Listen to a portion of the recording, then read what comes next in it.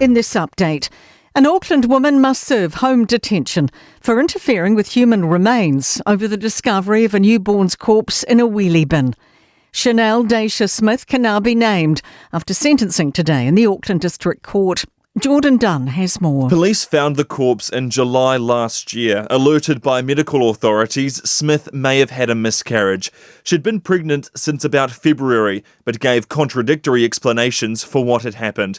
Judge Nevin Dawson reduced the 33-year-old sentence to 13 months home detention, acknowledging her mental health issues. More cases of bird flu here seem inevitable. Our first case of the globally spreading H5N1 strain has been confirmed in a migratory brown skua found on Wellington's Petone Beach last Friday. Auckland University Professor Diane Brunton says it's not even clear if our next likely case will be linked. New Zealand is kind of in the middle of nowhere, of course, but we are surrounded by seabirds. We're the seabird capital of the world. MPI's asking people to stay vigilant and report any groups of sick or dead wild birds. Kiwi actor Sam Neill's cause of death has been revealed as pneumonia. The 78-year-old died in a Sydney hospital on Monday after revealing earlier this year he was cancer-free. Danica McLean has more. The Guardian reports Sam Neill's longtime representative, Philip Grenz, says after speaking with the family, he's revealing details to counter inaccuracies and outright falsehoods. He says Neill filmed 4 projects back-to-back in the past year, which will be released in coming months. A private funeral will be held at his New Zealand farm at an undetermined date. The government says optional digital driver licences are one step closer. People are being asked to give their input on the design of the licences to be accessed on a mobile phone. Those who prefer a physical version can keep using one. And that's news. In sport, All Blacks coach Dave Rennie isn't racing to turn usual lock Tupou Va'i into a full-time blindside flanker. Va'i's been named in the number 6 jersey for Saturday's Nations Championship test against Ireland. Rennie says the experiment isn't set in stone, but the bigger body will be useful in Auckland. Yeah, we're going to come across some big packs throughout the year, and he's athletic enough to play on the blind side, but a very good line out forward and gives us another strong option there. And Richie Mo'unga has his eyes on the British and Irish Lions tour of New Zealand in 2029. Back from Japan, the 56 Test All Black is aware he doesn't meet the criteria to be selected for the All Blacks' upcoming tour of South Africa. And that is sport. I'm Raylene Ramsey.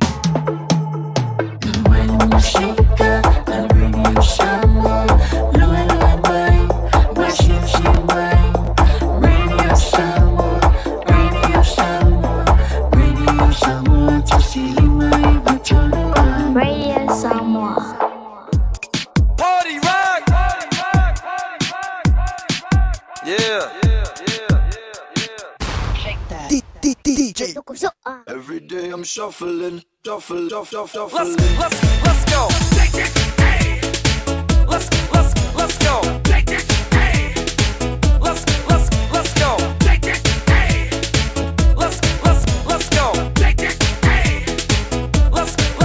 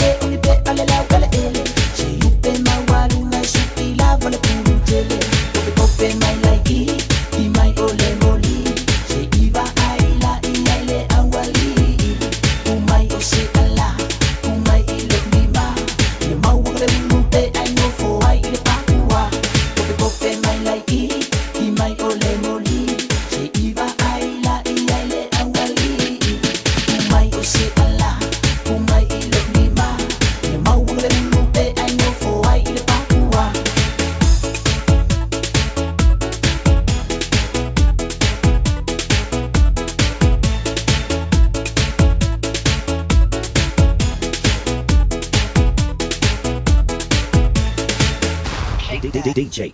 Every day I'm shuffling, shuffling. Attaining some things I see, man. If I need it, they say New Zealand. Woman, you know my money, I get some. Well, my money, right now, I'm New Zealand. Attaining some things I see, man. If I need it, they say New Zealand. Woman, you know my money, I get some. Well, my money, right now, I'm New Zealand. If I let you know, let for us, it's the second, if I need it, I'm killing. Sound, oh, man, oh, my, I know. Let for us, it's the second, if I need it, I'm killing. Sound, oh, man, oh, my, I know.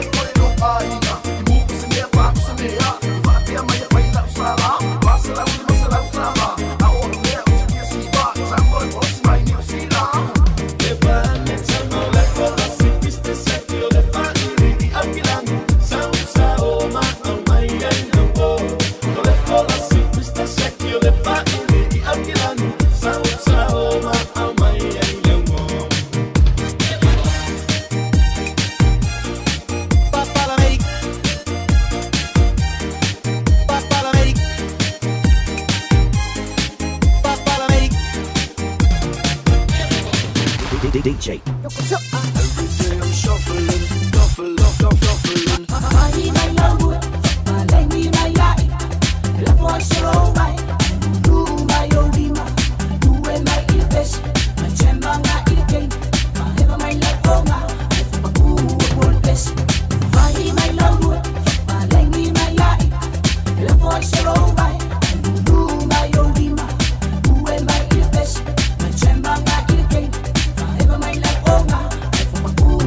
Best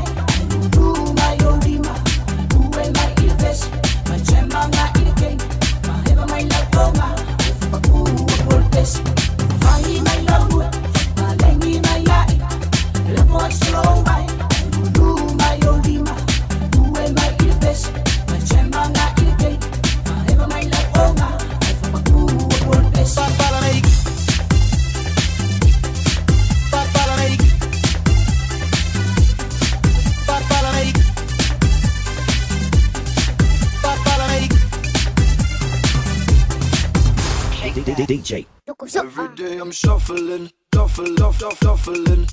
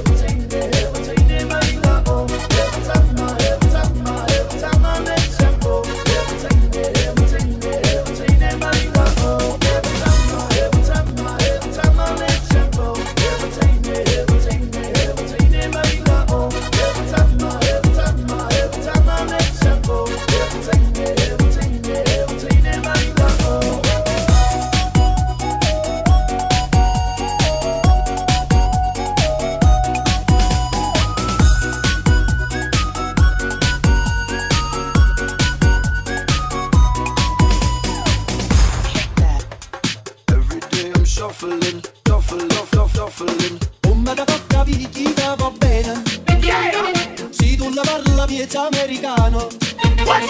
Quando si fa l'amore sotto la luna, come te viene in cave dai love you.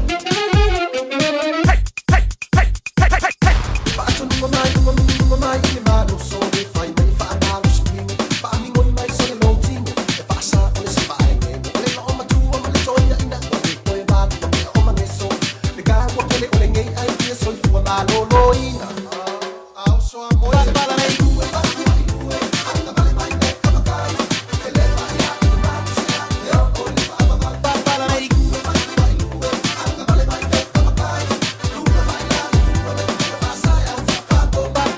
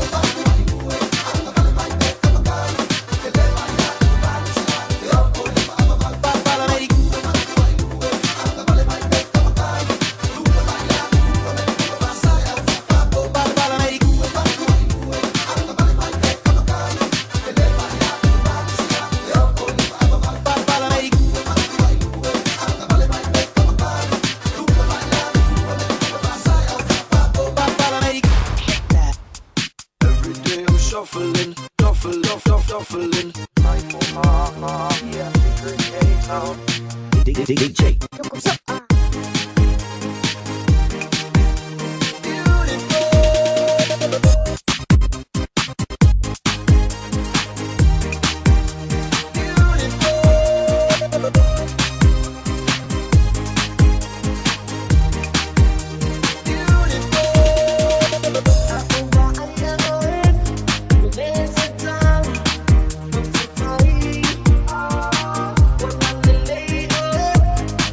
Yeah.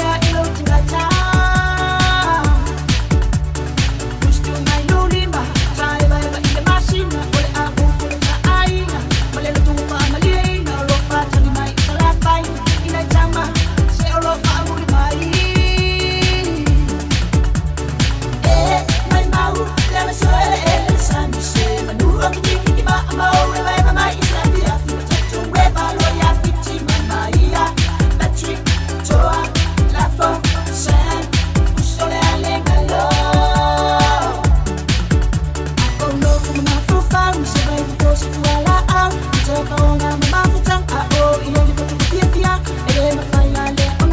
Rocky,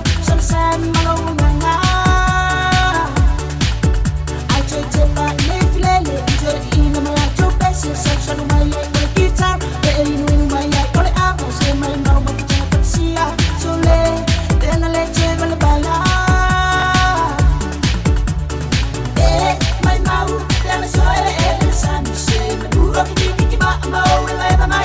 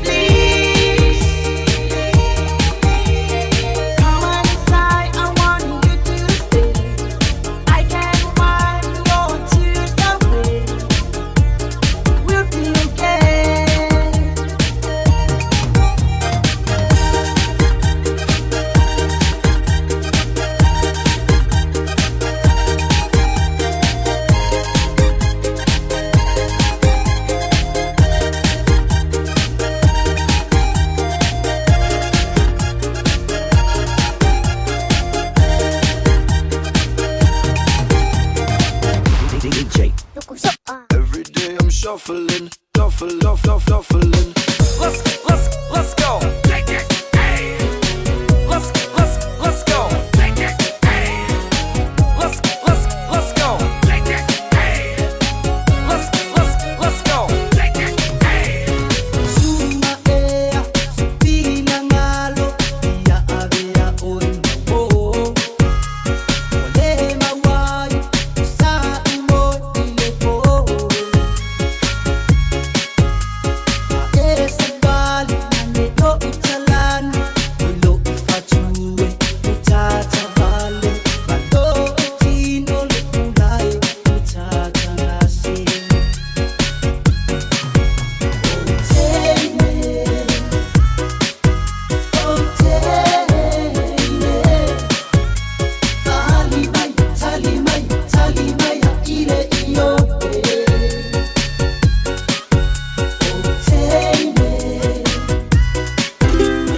Nalo fa Samoa, wa ule ne yo kasputi alu, awal sui ya ngila wa ule kio.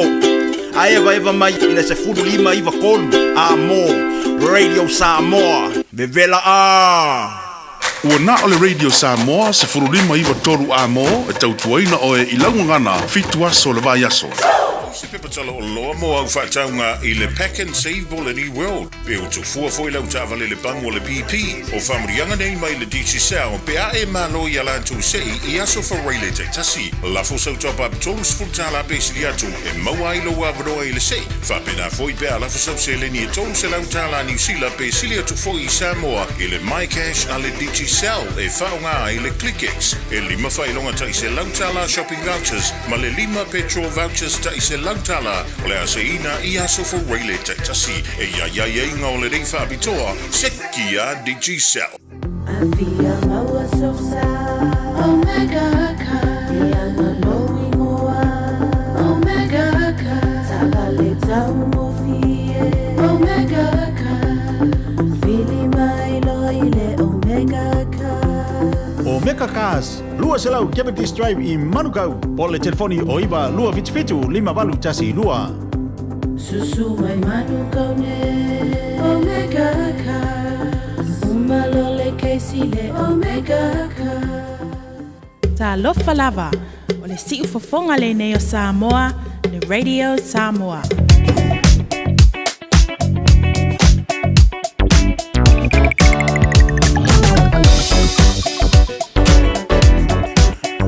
Lua sulfitu minute ona tala le tulai fitu le tautua pāua le Radio Samoa. Sulima i vatolu a mo le fiafi o le astopi. Whaatapiti o ngā ruenga. Sulono i ulai du olu ono. Stavenga lunga le awala o wasi pia maro tātu no pe launa pai atu. Pe lawa ngā i aimita pai atu no whane sātu ia maa. O lawa le mātāla i lunga o ala manga i utu tolu fi au ngā ruenga. Māsani ai le au, tai au, le auli o le fiafi. Ia, pai mania lama, taunu umanuia i maota malawa, stulanga manuia le nā, bibi i le ni, mai o le nei aso, laito le lau papa, le mu mani traffic mai up north, o mai Albany, saudunga le lau papa, poloka mai Constellation Drive, ia o lo tamu pai lava yanga i lunga le lau papa, pia mai tau langa pa tau i au kilani.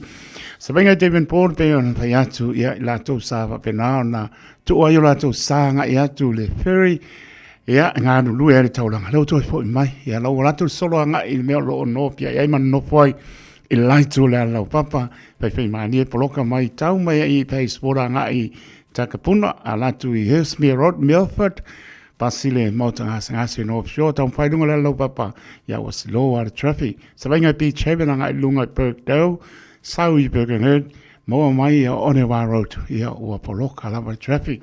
Se o uma lava i lalo le wati. O le saunga le mo, te vivi impa aptai le atua, ia pa ko pe laupo le vane pa ponga le tunu. Ia, ke u whikau mara pa au ke le fiafi. Ia, e pai mani. Sa menga le tauranga whantau i au ke lani Victoria Park ngai lunga le lau papa o le tūlanga na o iai. La tō ua nga ia tu mai anga ruenga le taulanga. Ia mānor pale le aso wha mnia le ni. Pui lo tō so i fua. E lunga le ala. Sabenga i College Hill, anga i trail was Road Heron by Ponsonby Road. Kua poloka, paiputi anga i Westmere. Ia, te mau 4.7 lia, Waterview Street anga i Auckland sefo, olam kua poloka le traffic. Anga i atu i Rosebank anga i I lalo I Patiki Road, lunga le motorway anga I Jericho Peninsula, ia ua le mu le traffic. E ke o e le kai ngare I po ai pe mari o saunga le mu o se me ta ua na le tuli mata wele ufi te mai ta I le pia. Ia molongo po ili na mano ta to tro saunga le mu. Sa vainga linga road ta ngai tau langa pa tau Henderson manaya. Flow leila ba traffic anga lunga Cleandine roundabout pasi ia Waikumete Cemetery. Ia tuli antu ia Lin mo ia pa changa I New North Road Moa Stoddard Road. Ia lo wingo na Yolo Road le motorway anga I Mangrove Bridge. Ia alo e makamaka I ba le la ngai ngai e po mo ko ho. Ia le la ba pe mani e o malava I mo to malawa. Se venga le taulanga I Simon Street Crafton Bridge om kwa poloka ngau si pie malo ta no. Le anga e tu mo tanga se tele la vai o kirani. O inai poloka le so se taimia marka yao le ole fiafi e mai se wanga e to le imta mai tai fo mai nga lu le ngata le o hasi single malo ta no ia pe mali pe la no fa to Silvia lo sa ngale mu pe no ta por so ngo ka pa ka ina ia nga ile tu na ia lo hasi single le fiafi a lo fo le li ia mo fiafi le fiafi Sawanga I New Market Manuga Road, ia pe tanga I Remo Road, Meadowbank GI, Bilgerton Road, ngai pe miwa. Ole makoa. Paingare fia me sor malulu. Ellerslie Highway, e lelo whakarekari ngā Silver Park, paisau ki ka mapase, ke ale pisilnga. Ia ngai frole le ale I mota malawa, a pe tanga I mai Mount Wellington Highway, or tulanga na o iai. Saui Greenland roundabout, lunga motorway, kuri mai mako. Pe mani mai. Tau tai Yesu yo tau safa tau rina I mota malawa ne fiafi mi vii le li. Pea tau nuu whao te I mota malawa. Ia maa nol pale ne yaso fi au mga nuenga. La tau safa pe nang fi ngai fi au mga nuenga. Ia maa nol pale. Leo lusu tolu minute o na tāna le tau lai fitu o ni ngano tāna fitu. Ia ona toi au bina toi leo tātou tāna. Whaina misi le valu misi sulua. E le se mea ka kua fuore awala. Io e alwaku a tātou news muri le tō lai fitu. Le tau tua mea au tanga mai tipi au tanga mai a. Ia au bina tātou tāna le tau nisi o whaasi silanga. Ia apa le tō lai fitu a soi fuore malo tātou tunu. Manatua leina. Manatua le emeli. Apia polinga marungo le YouTube channel. Whamanoa. Le se mea la anu le akoa. Io e ke le vangoa. Io e ke pala au mai alo a manore tātou leina. Ia, ai le taina le valu to e ai po e nisi o whaasi silanga I whianga mana whanga wha tonga e kāre sia manu. Ia, tāne tu lai valu, mane po swinga mai lea, wanga I mai fo ia, pe on Silvia whare toa, ia, Salome Mitro, pe na fo ia tau sanga, por tiu a toa, ia, na spole a wao la, pe nan paasa si mari tato, porklame talo mo oe sa awinatu, I po aso wharaile le tu lai valu, ia le usu ia mai le, nei po le tu lai valu, ia ona mai apo ilea ia mai apo ilea sta tua le ona pata wa pata ba tu le ngang pa lo le molunga ta to tu mai lava I monga molunga pa ia se o pito titi ta lofa lava so I fu monuia malo le ta to no fa fe tai le tua I lana pole pa so I fu lo wola ane o tanto ma futa I lungo pe au ngano le ia ile amio tonu le tua e lo stato amio tonu le se ma lossi le se pozzo pa maoni le lofo le li tausi mai ilo toso I fuomo tato wala le utato I mafuta I lungo pe amanga e ile tautua fa wau ale radio Samoa su lima e ba todo a mota lofa lava pa ta lofa ya pa au tala leo pa tuno pa lieso stapo auto ronei e al tausuino le mai o sai fua I to bine fia wani nganga mo yemalo malo folovan pa ta lofa lava Patalopa e tonu malo e tonu tātou wala I no whang. Ia rau pumoni lama tau sia pe tātou le lofa maranga leo lo tātou tua I lo tō soi fua mri ola mātou wola. Ia lo pa pena tātou ngāru roi ma una mo I malon pi ngano o fua lofa patalopa atu. Le pangaroina so se mauta ngase mauta malawa. Ia lo tātou toria I ngase o general malo tātou no. Ia wheo mahu maritau tua le radio Samoa po lofa patalopa atu. Ia maa lofa atu tātou porklame tālo pēr, wha mana longa ne ria pa iatu, pa iane, pa ifo. Ia, maula maa losi tātou chao ngāmo ia malon pēr ngālo tā lofa lava. Patalopa po ia la to studio la to fasalanga. Eo e mana tua pe o to le talo. Ia e la ngona le Samoa po i mai tato vo le li. Alofa te na tu pa maoni o to fasalanga. Vave mai se lau fie se lau lau le li. Ia tato maputo le matango fie o le li. Ia lofa te la mo to. Ia meso na yalong pa nau tamam teine. O mai o to. O mai manuia malo longa po la vale po ka pa vale de fai to winner to ia ia ap ka apaka pe o ko last minute ia tom pai ko e ba ai o to I to me onga ia nga ia tu pe au dia na vai ia to fo ia ia se me ke pole ai o umalinga sa hungi umar to fo ia onga ia lo fa te la to mo to walom pa no le tunu tamam teine fam nia le ta tonu ni se filia le li fai mator tala lei ia o tonu mana I la fa I le li o mata u I le li o le mtanga le o me le u mo lo wola to na ngana pa loalo o mo tu watu o to matua ia I le aso mo le aso ia me se le numero tasi le ngana le me alopa le I mo tato a oni ngalo ngoto I lo loto tama martini ia manuia u ngalo nga lumna ese lo fia fa nga ina u ngana e lua manuia o tau, ni e pia whatalofa ia nā tau lunga le apia pōlinga. Ia senga ni I ane tone sa mausa, ia mano lava maputa mai, ia pena po I Selina Siosi, whaitua ia Selina Siosi mano poalo I Otara, mano lava Selina maputa mai, sina leo ma sion tu atina, ia lo salia, kano whae, lo eva mai Island Bay, I la mua Wellington ia patara patfo ia Amelia Mikaele ma lo lava leva mai ia manuia po le piafi Amelia Mikaele wa malu ko pai koko ar kaimingi umma ma le maridi a ka ko ia musika le piafi ia to vai to nanto tato tala pe atale to la munia lo pasanga sa mo nete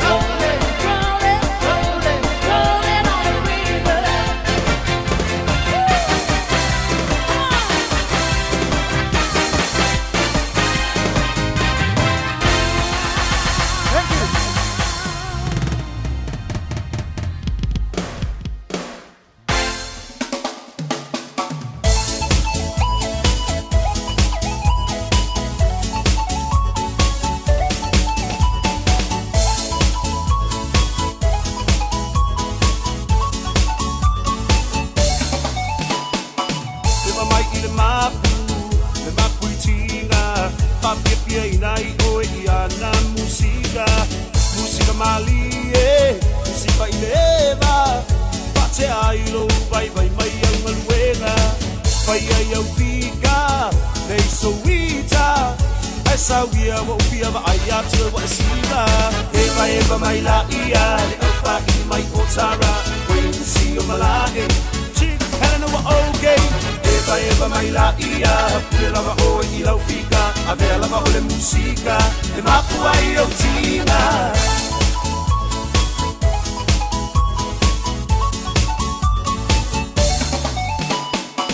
Na ia paanga, nge vai vanga. E momoli atu le nei pisa na ia olo paanga. Le ngata ia te roa, pa pele lau rangi atoa. Mo o ngai fia tau tua mo e Samoa. E ala i le taleni, o le musika. E sa wia sei e pa pipia mai a ita. Eva mai la ia, le alfa i mai otara. When you see o malai, chick helena wa okay. Eva mai la ia, pila va o i lau fika. Avela va o le musika, e mapu ai o tina.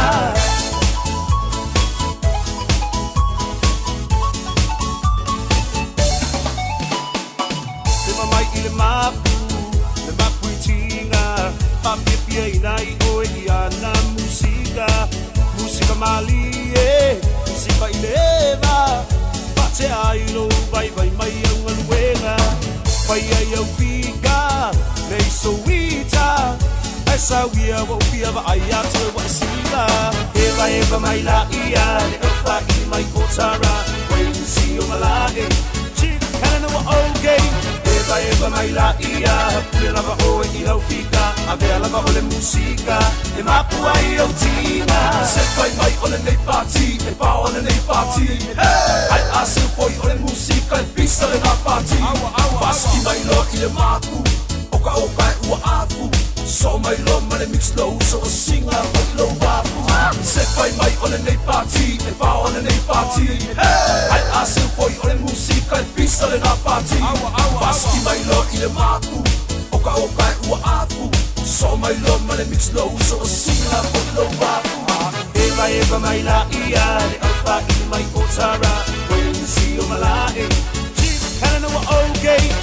Eva mai la ia, pila va o i lau fika. Avela va o le musika, e mapu ai o tina. Eva mai la ia, le alfa i mai otara. When you see your malai, chick helena wa okay.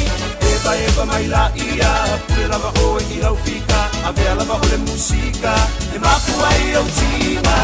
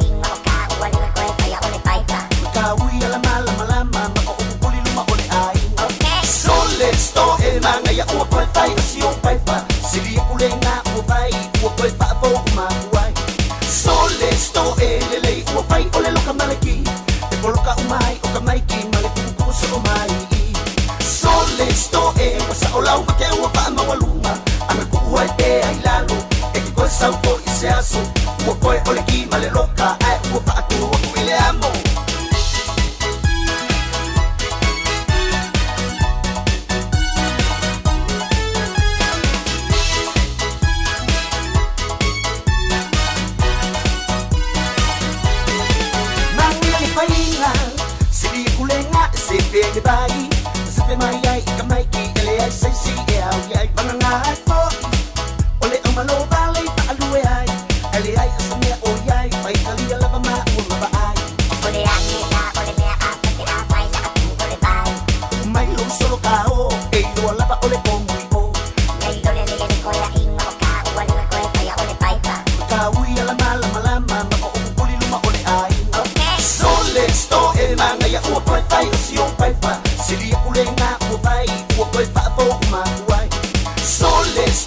le lei ua pai o le loka malaki e poloka umai o ka maiki ma le kukusu o mai Sole sto e wasa o lau ma ke ua pa mawalunga anga ku ua e ai lalo e ki koe sau po i se aso ua koe o le ki ma le loka ai ua pa atu ua ku i le amo Sole se ba ai po o le pepa o si koea ina koe ngā wika po i pa ako a umangei po i ama pai o le ngā ua po koe o mai po o le ilo lava o le mea a pai ua kou le koe o po i le vai ai ua pai la mama kou masan kou wha pongi pongi mai i le aki a Ua pega le pai po le bale ko ya le Aia, ale mai vasti Sole sto e manga ya ua koe pai o si o pai pa Siri ule ngā ua pai ua koe wha po ma kuai Sole sto e le lei ua pai o le loka malaki E poloka umai o ka maiki ma le kukusu o mai Sole sto e wasa o lau ma ke ua pa mawalunga Anga ku ua e pe ai lalo E ki koe sau po i se aso Ua koe o le ki ma le loka ai ua pa atu ua ku i le amo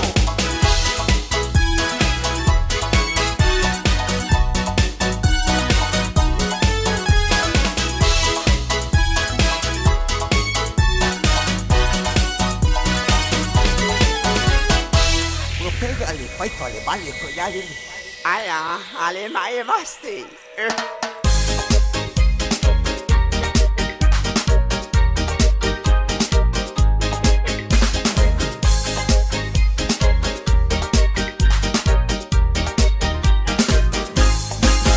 Hey girl, take it easy, slow down, so far on my knee feet.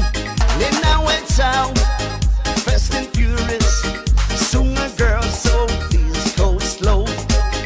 Hey girl, take it easy, slow down, so far on my knee feet. Then now it's out, fast and furious, soon a girl, say please go slow. Sooner please go slow, yes, slow, slow, slow. Sooner please, we more lima go slow.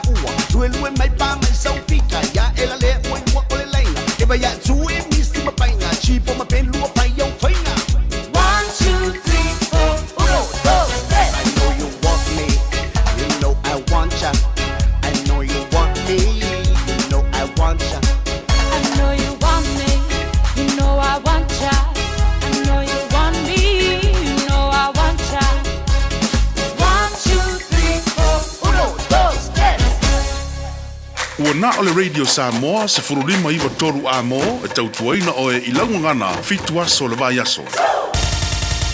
Usi mai alau whaafofonga o le whaapoponga fo ele nei o talafau mai Samoa. Awina sa mai mo oe e lau leiti o whalongolongo le Radio Samoa. Tasilima iwa tolu a mo.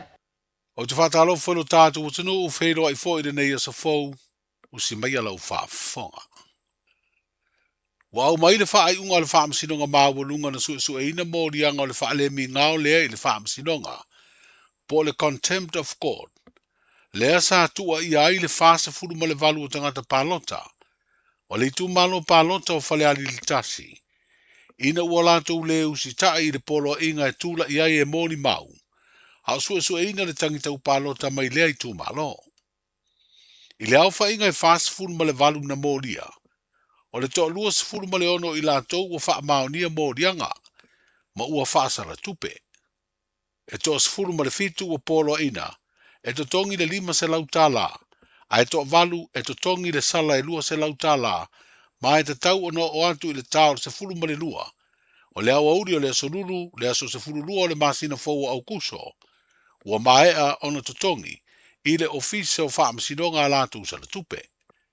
E to tasi mai le au wha inga o se tina. Ua wha mauni a fo ilo na mōrianga. Peitai, ua le whaia iai se wha asalanga.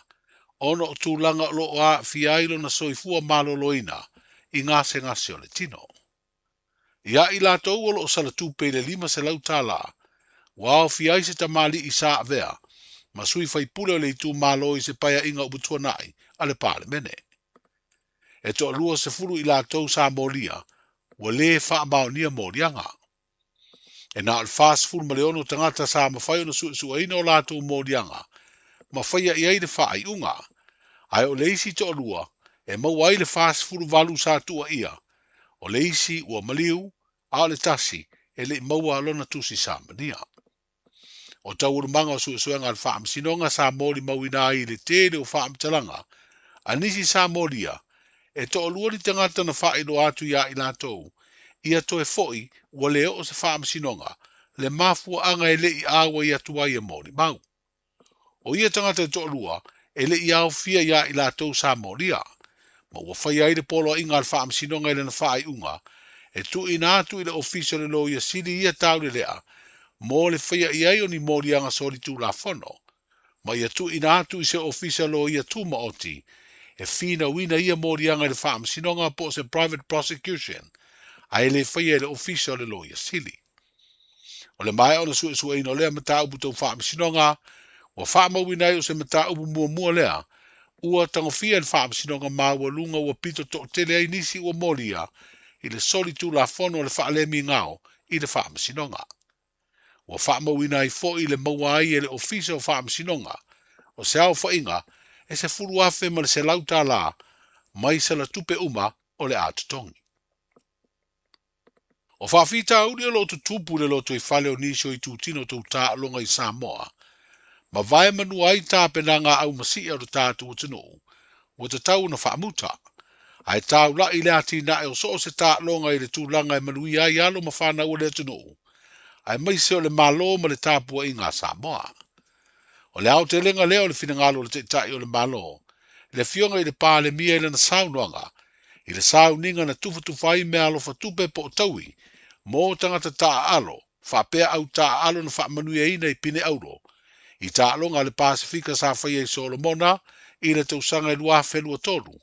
Whapea tā longa whaavau malo i le pii, ma tā longa si ua mea mamafa, a le lorangi, lea na whaia le tausanga nei. O le saunoanga fo i lea na mamori ei ma upu whaala ei au, i le au masia le atunu i tā longa malo le tau pulenga, lea le a whaia le vai asa fau i Skotilani i Peretania.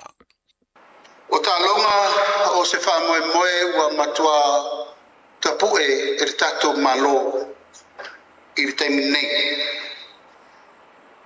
Ma e leo tu tamo whaatumutumu 5 le tātou malo i le atina ina o tā longa. O no fo inga le nei. Ua matua ave atoa le whaalangolango manga le malo e langolango tūlanga tau tā longa. Ua mai au na whatuina le mtanga lue ngā toa wa iairo na minista whapitoa o ta longa ma le fifi o tangata le iei le tofai a siwa muli minista lango ya fiu ya ole e atu le fio mai le tatu fatum sili ya ma le lango mai le tofa asiata o le whamoi moi ia tatu wa ai i le la sanga fau mo le lumana. Wata pena le mtanga luenga o talonga e matua wha malusia le vaha whenga iai o le malo ma talonga umai le tunu tatu sesnok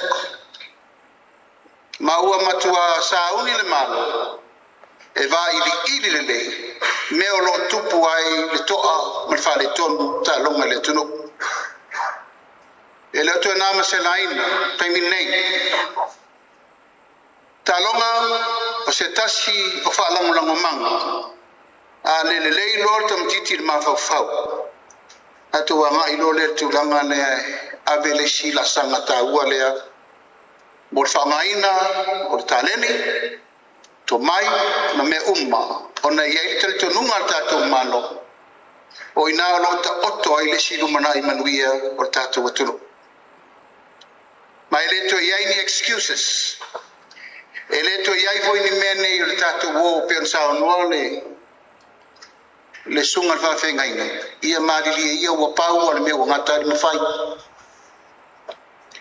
ele tauna tato to tera no va pena Aisea, o leo tātou wa ai I mo federation e ta pena ma le atu toa. Walaba taimi ia o le tātou titia wa lele. Mo e ta whao pēo I maranga whapea, walaba. Nanga leo ni vai me I e wheo iso o I tātou malanga masi. Aya mai le taimi le nei fua wa aia ia wa iai. Oa mea ia o tātou wa iai. Tātou te mau le manu malo. Pea ta pena le lei au ta alo le tunu. Nan mea muri nei le tātou wa iai. Ua masi I marela lo langi o si singa me mamafa. Si I marela lo langi o pi inga. Ua masi I mai la lo langi o isi tu inga ta longa nei le o te vai tu nei le vun tata laire nei pol. Nei. En fai nei. Tala nei. Wa mata na mo mai tato pine I fusuanga sa whaingata na tau whai aisea. Tere tau wai misa. Ie tau fufo atu tato la kapiuni. La me le tupu misa. Ie voi tau fufo atu le tele o isi tato ta longa. Le tau whai tutu mai tutonu le mere nei o le mau o se tasi. Le mau se felfoninga. Le mau se tufa tasi. Ie tato o ma le pelepe a ia le. A oi pito I sili na tinga ta po inga le tunu. Wa excelente ni. Ama oi mafi Australia saini le luasela 5 milion na Australia. E fa le ia le liki, la kapi liki Samoa. O mea ia ta tote manaumia. O fua ia ta tote manaumia. A to te lole mena leina mafua ona ioe Australia. E saini Samoa le luase lau 5 miliona le. To te lole mena. Ona o tātou le tūlanga lua le lalo langi le laka piliki. Ona Samoa. Le na tū lua. I le lalo langi I le taimine nei. I le laka piliki. Wala fua va ai o le message na mai na mo federation uma Samoa. Wala va le taimi o le whainai. Lava le taimi o le o tau mate. Wala va le taimi na o pau ale mei tātou awai. Wala. Ale maotu ma fiu le wha saininga o le whainga le. O se langona wha ngai tia ia te au te tai o le malo. Aisea, wala le ngā luenga na ta pena tamata alo uma Samoa laka piliki. E tu ai le ngō Samoa I lungo le whawhanua Samoa ma le laloranga. E whaapea le ta alo a tama Samoa I le liki le laloranga. E leila loi fo le 5% Tangata best play o le lalolangi i le liki. Tama whanau a Samoa. E le lawa mai nele mei tupe te le. Ula nuinga e le taun tato i lalo le onas 4.4 miliona Australia. Le tupe e a mai e tivelo pa le liki. Lala le mea tato la whaine. Tauna mai le tupe le a puti le lei. Pa ai le lei. Pa au ngā le lei. Distribute pa le lei. Ina ia toe maua nisi tama le lei o le liki le lumarai. Tamaiti nei e ave o lato mawhawhau ia luai ma Jerome ia ma wai mai stamata au. Le fionga i le pāle mia, sunga la auri le mali atoa le ua tea polata e waufosi. O wha ilonga tupe ua tau awe i la tau sa maua pine aulo i ta longa le Pasifika, i le tau sanga lua awhelua tonu. Wha pēr ta longa o le pii ma le si ua mea mamafa le rolangi le tau sanga nei. E lua awhe tā la mō le tangata e tō tasi, ai tasi le awhe tā la mō le whaia onga. O au tā alo sa maua le pine aulo e wha awhe tā la le tau i tupe. Ma o se tufa tufanga, ua wha alu ai le tino i tupe se lau iwa se furu awhe tā la, na tu ina atu le malo mō lea wha moe moe.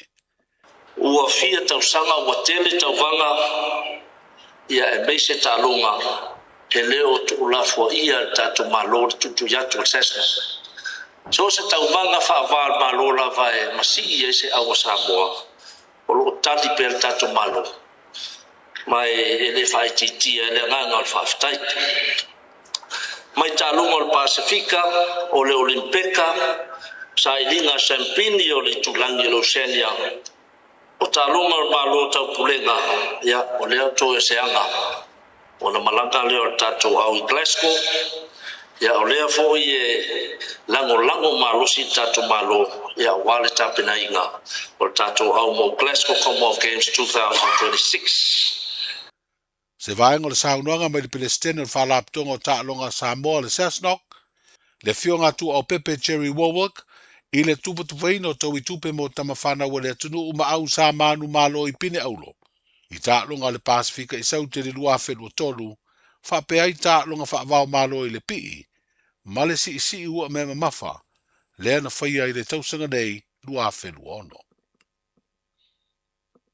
O le whaaiunga o le vai aso nei ua whaamoe moe amatari ni Ta'alonga se tolu, i le Ta'amilusanga o le Ta'alonga neti polo, e wheiloa i eile au malo si e tamaitai mai au se talia, le Australia Pathways, ma le au neti polo tamaitai Samoa le tifo i moana. O se Ta'amilusanga o le aavea maavanoa le lei, e whiri ei se au o le tifo i moana e sauni, i le Ta'amilusanga sa idi avanoa atunu o le Oceania, e sa idi ei ni au neti polo e tausini o, i le Ta'amilusanga o le ipo le rolangi e whaia le tausanga fou, e tali malo ai le atunu o Tonga. O Ta'alonga i le whaaiunga o le vai aso i le vao le tifo i moana ma le Australia Pathways, o le awhia lea i le whare taalo o le multi-purpose gym i tuana i mato. O le amatanga o le vai aso na whaafelo i eile au masi i mai au Sitalia, i se ava o le whelo inga na whaia lea le maota Samoa, o le pulenga o tangata tāwhawhau mai whafo. O le uwatoe a whea lea tina e o le Ta'alonga la kapiro tātu o tinu, i le langolango malosi e le kompania le Vodafone Samoa, e pe ona toe saini ai le marianga i le vao le pulenga o lea au nanga tau telefoni, ma wheso ta inga whaona po nei, ma le pulenga o le lakapi Samoa.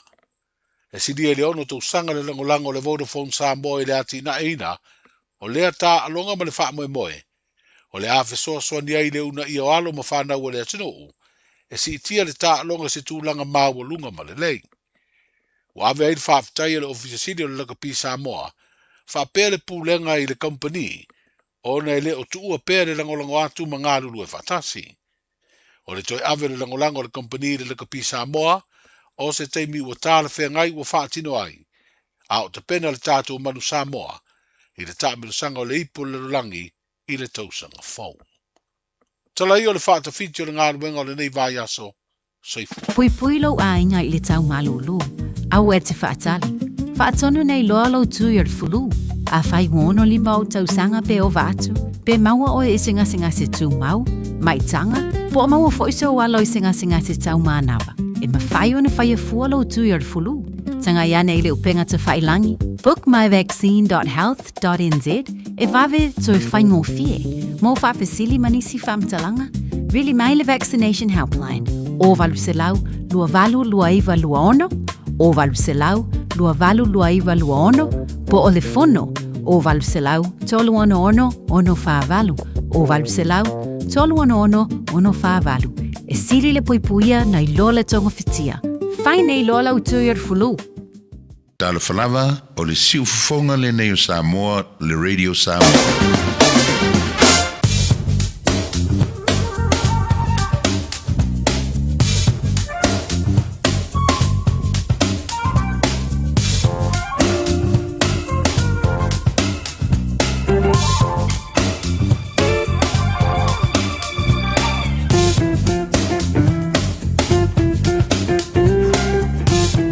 Toi whaponga na mana o le atunu o le awina ta muni o tātou tala e pen whaponga i le so i le tautua mai au tanga vai tipi au tanga vai anga le mai na matai langi mo muli atu lo toso i folo mātou wola le aso a tai au toi whaponga si whaponga o tala mai si o tātou tunu o Samoa.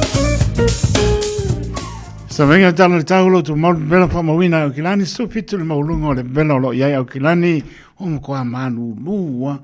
E watu lona maulano i le iwa i le po sabili angi mai so te sipo au waoa nisi vaenga au kilani le so ana sulu lai nei malos au mkoa manu lua o se vainga tai au le asparile me pa unai ti munga au waoa sipulu vale le bela pa mawina moa tai au molona manu lua le po sutasi lona maulalo o winga po na tau alien mai lasto nai pa uti munga au waoa sipulu ono le bela pa mawina lasto nai malona manu le po iwa lona maulalo a pe me mana ia tau i le asai o matatou le lotu sulu matanga o fia le lai le asai au au po nisi vaenga au kilani sipulu vale le vela pa mawina le asai malona manu le po e fitu lona maulalo se vaenga nga tai pale mo la tau ta pena ia ia wasei a mai moana se le pui lo tong fitia pale tonu tau le so pa pena po ia tai au o atu la sto na ia sa mana e tau le sang fua ya le lama ta pena me wa silpia telefoni pia mai ya ma le ofa aula ma ngai a to tino tamo la an pepe tupu mai ya na ta pena ya fo tuanga le wo safety ni sila mana time ni sila mtanga venga le SCC por uma batalo pa si ta to no sa moa e tarjon ya lo fa pena ma sang o pia pa ponga le tasi ono tes malitasi fa mo o lo manele tau si o tātou tunu, o lo suru mātang o whiere la, a o fwani si maenga o le atunu.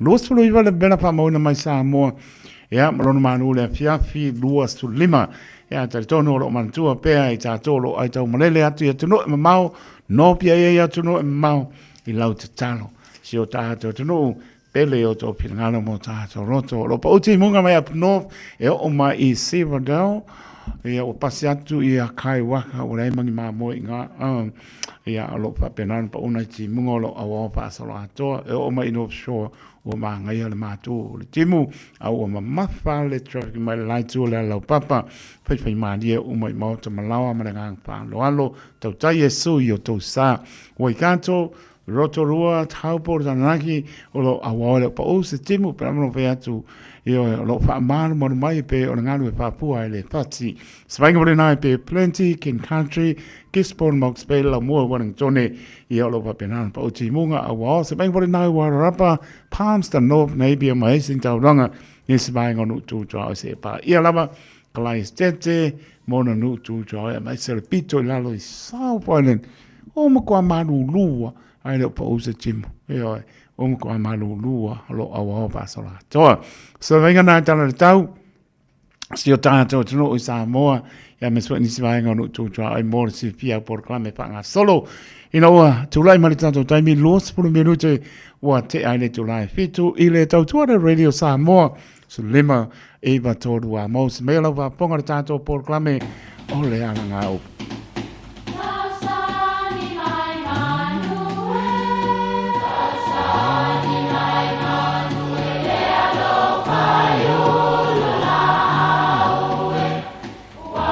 E o whanga manu i ululu o la au, awa e whawhanga i funga o la au. A o le tangata, e whawhanga I upu matala. O le mawhileo o alanga upu mamuanga ngana Samoa maona whaapongai e a fua ilo na sio mianga. O lona lea sao I le whaatufunganga o le iloa whaale aso mai le tautua se ia o ina pule. O alanga upu mamuanga ngana ua lanto mamanuina le tō whamanino a Samoa mana tua fo'i e tāo fitau muli le atunu. Ua mantalupe le whao seu ai pāti patia e le soa seu o na whaiwalo filima. O le li leo le whao seu, o le li seu sa taua I poru, a o le ulu mū, o le li lea sa taua I le motu o sawai. Ina ua mantalupe le whao seu, na pāti patia e lona soa seu. O upu e whai se wha moe ua taulau, ma ua fia tangata uma. Whaafetai I le anga lelei o le tua, awa o lea ua mātalupe le whao seu, ai pāti patia e le soa seu o na whaiwalo filima. Ia manuia lau whaasau.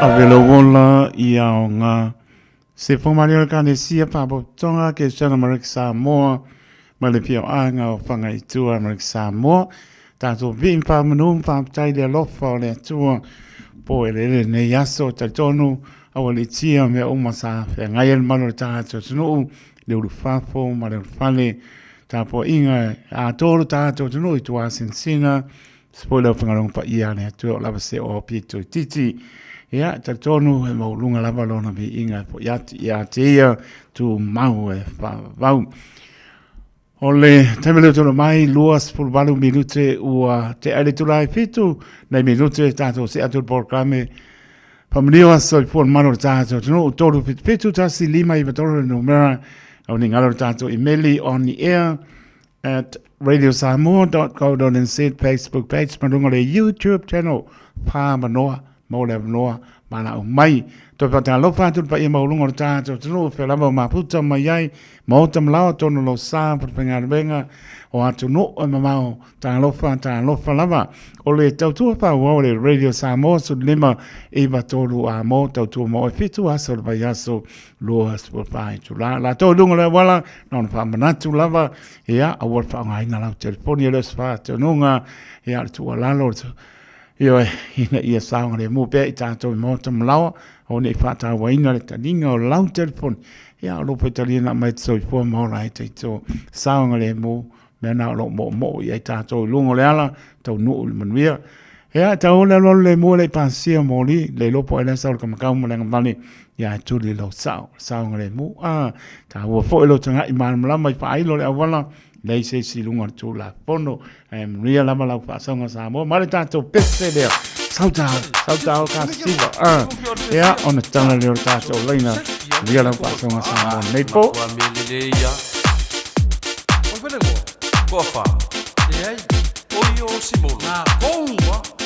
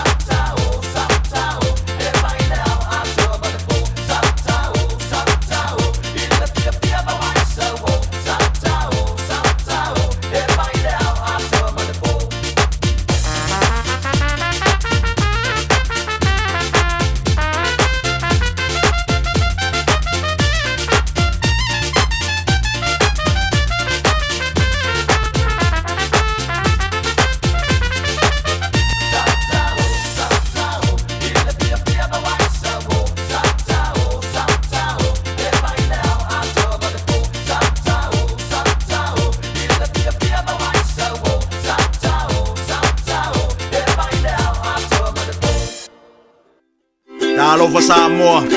Waule ne yoka spitialu, awal suia ngila ura le kio. Aeva eva mai ina se fudu lima iva kolu. Amo, Radio Samoa, Vevela a.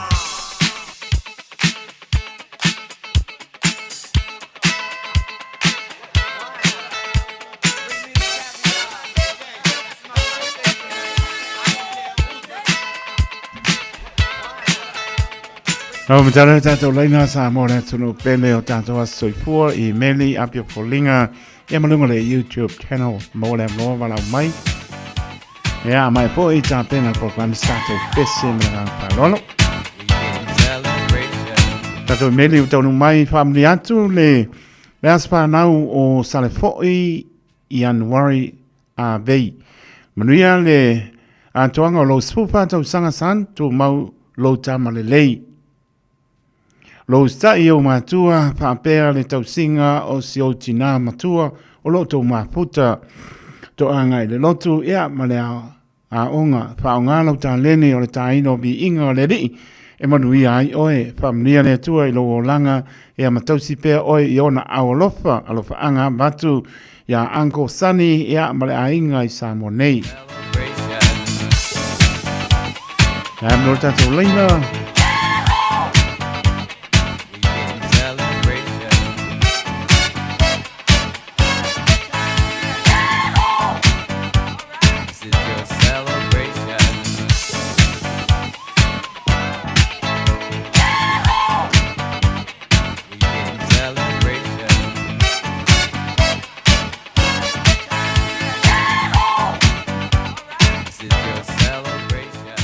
Reisi whamnianga le atari I a Salefoi.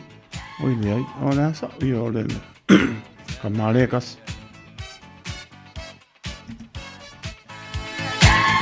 Alo whaanga whamnianga mo le aso soifua o Salefoi Ruben Januari a vei mai matanofo I whale la tai mafusi sa putu la whai. Whaatai le alofa maleanga le leo le atua ua mawhai ai oe le atari ona e aulia mai lau su whātau sanga I le so whaatai le atua mo nei tau sanga e tele wa e whaamnui ai mo oe san tama lei whaalongo mo sai to anga I le aonga whaapea lot whaamua le atua I o wala uma e te manui ai o le whaanga whaamnianga e batu I lo tina matua o lo lua maputa ai nei tau talatasi te manga o uso ia Joshua ma whaangu whapea I a outua whapine I a amatanga e am tau taratasi. Sisili mai o mātua o me kala e a masoma o manukau.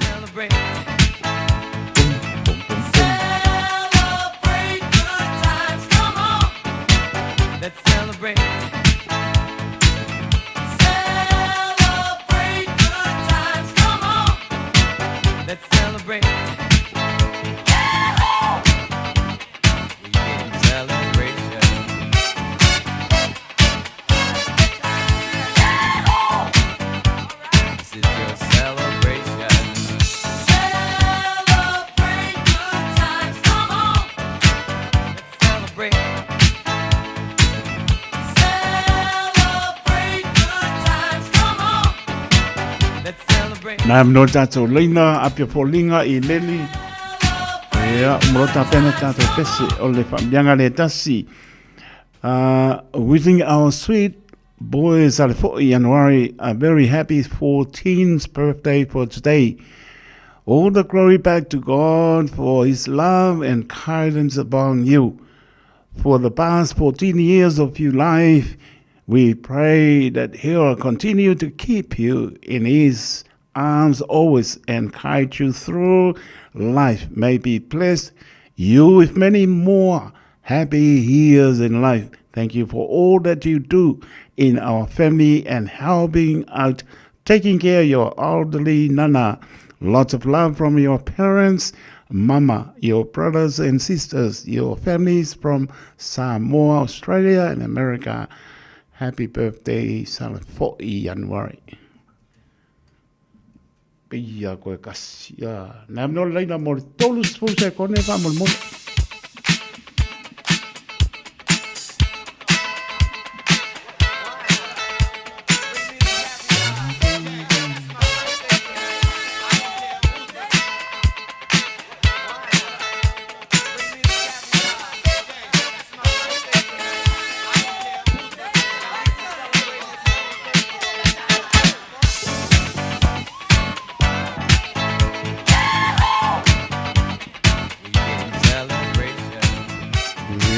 Samoa mai. Mo. Ja, we fa tau pa le ona e fai ma fonga pa leo po lenga de Radio Samoa. Pa mia sto i fon mano tato tuno I tamati na o so mo fa finse o la na pana witi o to uman pa mia to waso I fo le so yanga le li. To fa popo nisi tau sanga stele so I fo mo lai. Tātou mana tua pēr, ia a bea pē tātou e whaia lon piningano. Manuia tele o tō wasa I fōa, happy birthday to you. O, si fō mani o sa woi. Sa woi as wau felice me kaile. Ia oe, wai ti ngai le isa me anofa, ma kawa vingo. Lua sulu bidu te o na tāle o ne tulae malu tātou se programi ta tālo mo oe.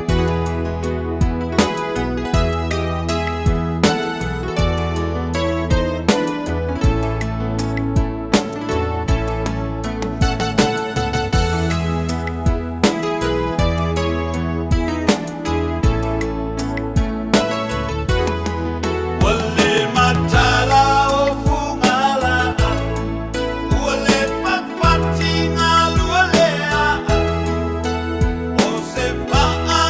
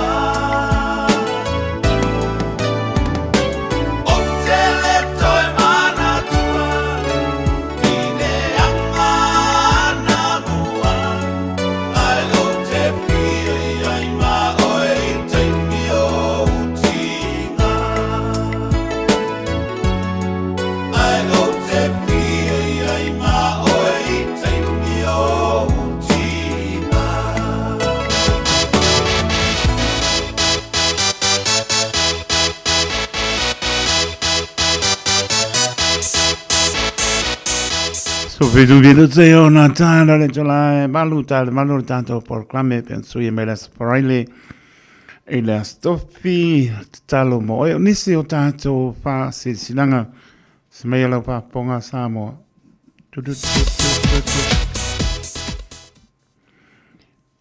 Ano fo ia pale mua, pale maain, pale seu, tia mawalunga, on whapea leo upu, se o lingo le fongatia o paulu tua mau mfo malu.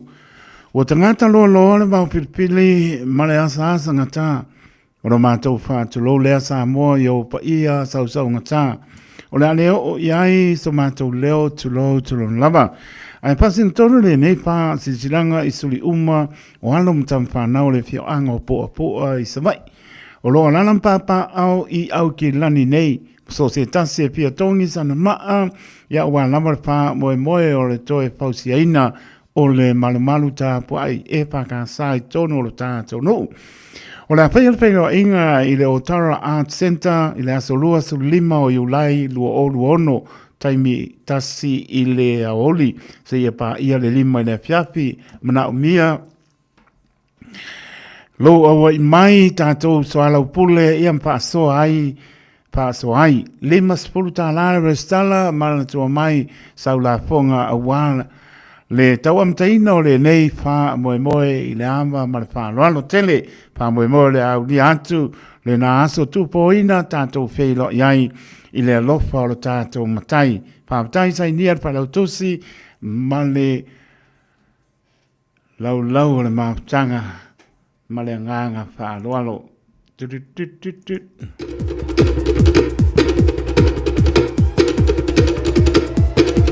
O ne ngalo se lo minga o le tusi o le so ngā, whanseai ma le lo minga o le bao pilipili, ma wai whaalupenga o Samoa sifo tutuila manua o nisi o tanatu o Samoa o ala ngā upon ta whaioi ane matai, whaingo whaalabalame e pei o wha i poiponga maliu, leo seo singa o ainga, sil whaingo paolo, si i whaaloalo, whaalangingo e kane sia, e amane tele o le ngana o whaalolonga.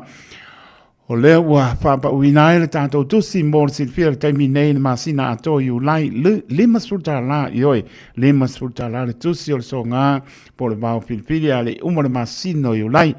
Ea, nau leo pisa lama le Radio Samoa, tolu ono pa tolu hope o Avenue i Manukau City e Mawai, monisi pa mtalanga lau fonga pia le mata o pisa le oiva luo no luo slima i batore numera, pe tanga iane le sharpradio.samoa.co.nz. Ja, pesa oka mole leia. Ainga se umanu. Ile ava marpalo alo ua langa ai se manatu. O le nei ainga o nofo mamatai ainga sa se umanu na taupureina e whatonoina le masino i ulai luo o luono ua whailo atu ua toloina le nei wha moe mo le masino te sema suriva luo o luono. Tātou a inga uma o lo alalam papa au i New Zealand, Samoa, Australia, manisi o atunuu ea ua le o nofo masau whai e pei o na tala noina mo i ulai ai ua toloina mo le masina e pei o na tā ua ia te sema mo lo tau si le pia. Whātai o lo sainia le nei pāsa launga e le saa o le ainga sa se umanu. Tina ia se umanu ana teni se umanu la paele, se umanu Ioane Wikilifi, Ioane Tusani.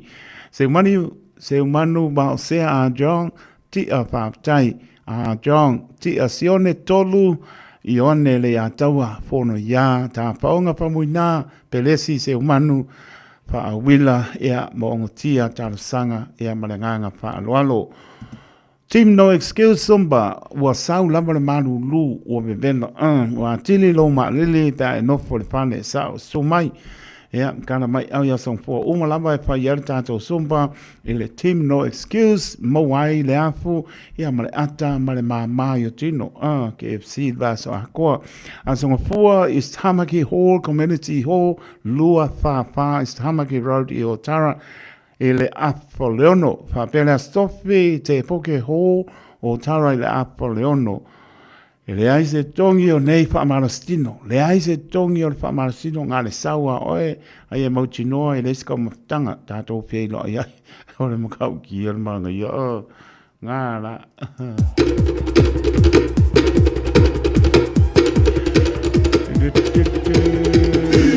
Maftanga sa pinawa i whale alili o loa lalam papa au i au kila nei. Ai o tene i tā ina au maunga loa e a mastara tā apitu o loa. Lea na ifo ai le aso o le ainga sa sa umani. E momo lamba o na o wha tulo watu ai i pa ia o le atunu. O wa o lea wata oto i langa tonu. Ia ma ua umafoi o na tū lau pua pa ia ma mamalu o Samoa. Ia mai le aina se tasi nā te toe a me sea. Ai pasino tonu le nei whasi silanga tā ua i alom tam whanau. O le nei nu o sa punawa o lo a fion papa au i au kila nei. O le whātaunu ina le asoloso le mai o lai lua o luono. E le tō la a por spulu le tai au no whaanga lea wa si le whia en whātaunu ina ai mua mua. O le ola PIPC o neanga mō le si le whia a teli.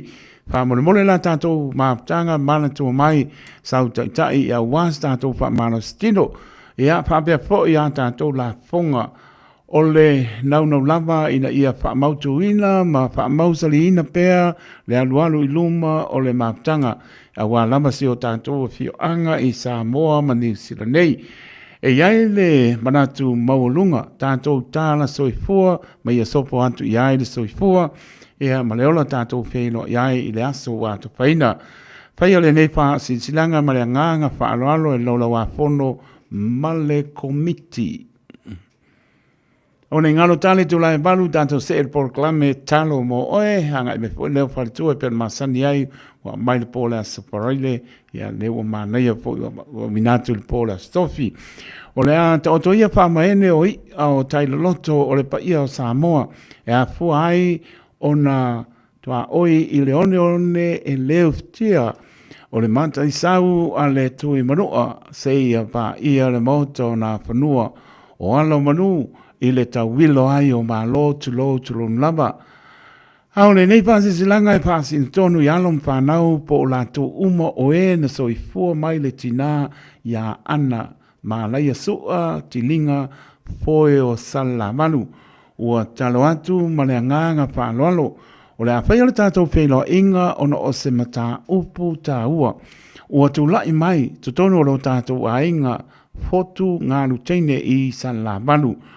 O le awhaia lea i le asolua su le mai o lai lua o luono i le tu la sulu o i le aoli tu atusi fitu o Wickman's Way i Megri East. Pa mole mole, pa tang sia mai le nei pa asile silanga ta ua ea ma o lo le awe i mai o le ale tu ua ai se fina ngalo ua autasi ai a inga. Monisi vam talanga pa so ta ele no mera o lua ono ban fa iwa lua tolu. O lua ono ban fa iwa lua tolu fa mo mole a tātou whelo iai i le alofa maleanga le lei o lo tātou tua. Fa tai o sua kalolo pese sia opo. Lotu whamanatu a inga satu sau i le whare au i sa baia le whanga i Aotearoa. E whaasisila atu le pa ia maolunga o si o tātou a inga o paolo mangawha e malu ai le nei a inga o tusa ni le whai a ao o sa baia le whanga o loa whiambapa au i Aotearoa nei. O le awhatau nuina lava le tātou wha lotu wha manatu e pei o na masani ai i tau sanga tai jas. Le asa suwaru i ulailu o ruono le tuatusi numera 5 o Lia Road i Oneanga. I le tu la spulu le tai au se ia pa ia tolu le fiafi wha mole mole o le tātou whiailo iai le naaso i le alofa ma le angaleo le tamaa le langi.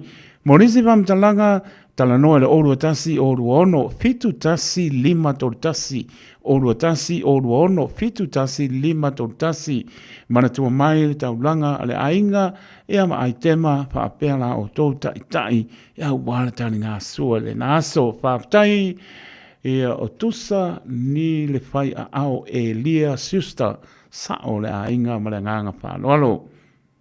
ole ne kai ari malai o mai ala ko ori kasi me na ne ko e fia to fitu minute alu ka por kamera ile ava mal pa lo wa talo tuai pelo inga o tatu ainga e fia patonu ina ile masina o se tema la solo no tau sanga lu o no le ne pelo inga o le afia le moto sia le atau Ioane alo ni neva se umanu au umomua bele ama i sapulu sa le longa tale tonu o le apa au tangia mai le ne fa sa longa mo le tatou fa tasi umai i le ne aso pe ona fa ilo atu so i fua ma ia manuia o lo sa inia le ne fa sa longa le sa o le ainga sa se umanu ana teni sui uma ua lango ina le nei pa silanga se umanu witi fono ya ta paonga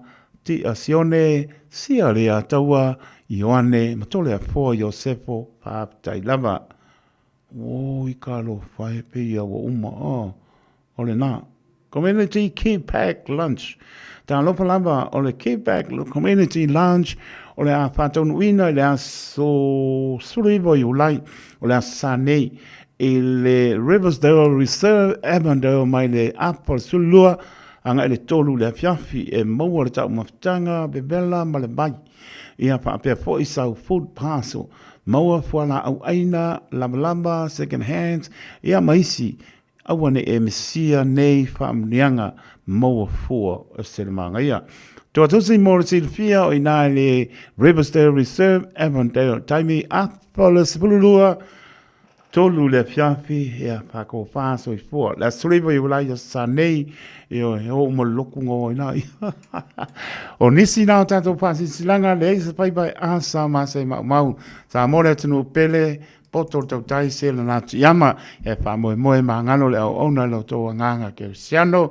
Le bala au le o iwa luono lua silima iwa toru no mera ia mo nisi me pia tile le manu le tato tunu e ala i pa se silanga song a wana tau tua le Radio Samoa su lima iwa tolu a mo o iwa luono lua silima iwa toru no mera le tau tua le Radio Samoa man pulenga malo mato fanta waa matu le nganga pa maloma le nganga pa aptai le atolo tato tunu lango mai pa amdia le tua Fabi lute ona tala le tula balu tanto se el proclame ta talo mo oe a pia moa se talo bala au mai o iwa toru fitu ta silima iwa toru le numera te bala au mai ai lo taimi nei se pule atu ia faritua e anga proclame ia on tanto tala le on tanto leina manuia proclame ne fiafi faritua le baba ia tu le lale leo faritua le ko mai ia nai minute tato se ia a eva lei eva pia i le rosa pai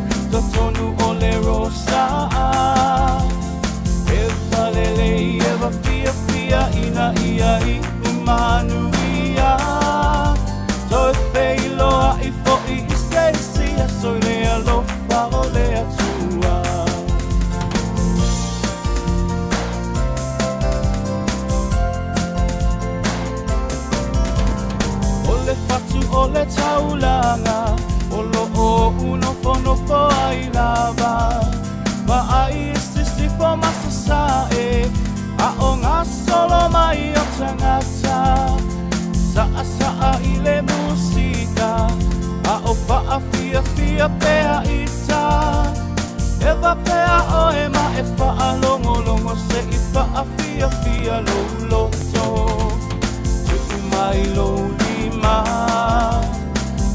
whaatalofa Ulufa le maila ia Totonu o le rosa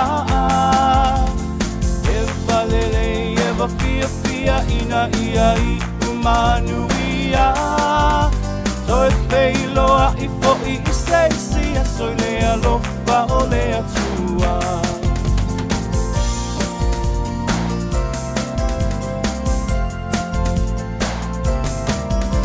So o se mea te mana o mia E te maua lava ma le fia fia Wa'ai o le au tau tua O I latou e awatua Alala pe loa fio anga Ma e whaalongo ina I tama A o mamoli atu e musika malu Ia te o e se fe au Tuku mai lo lima Tafa atalofa Ulufa le mai la ia Totonu o le rosa Eva lele eva fia fia ina ia I umanu ia Toi feiloa I fo'i I seisia Soi le alofa o le atua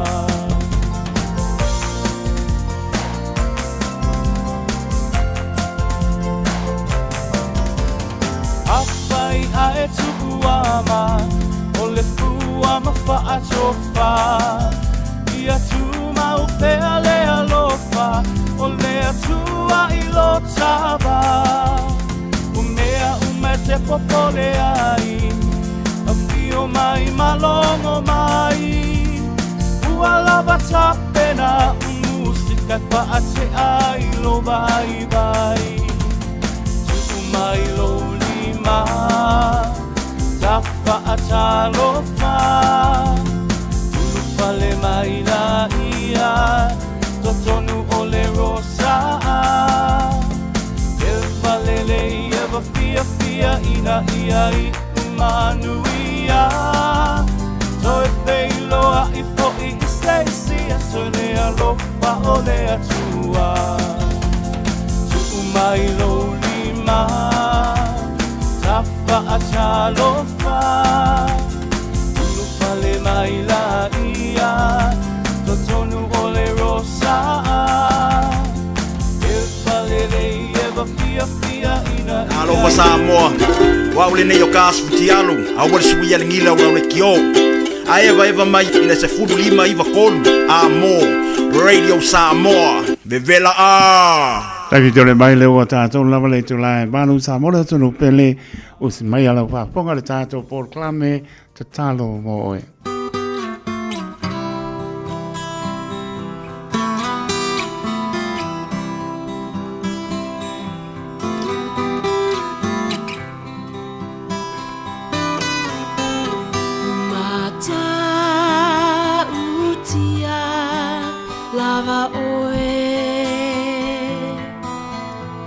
Mata utia lava oe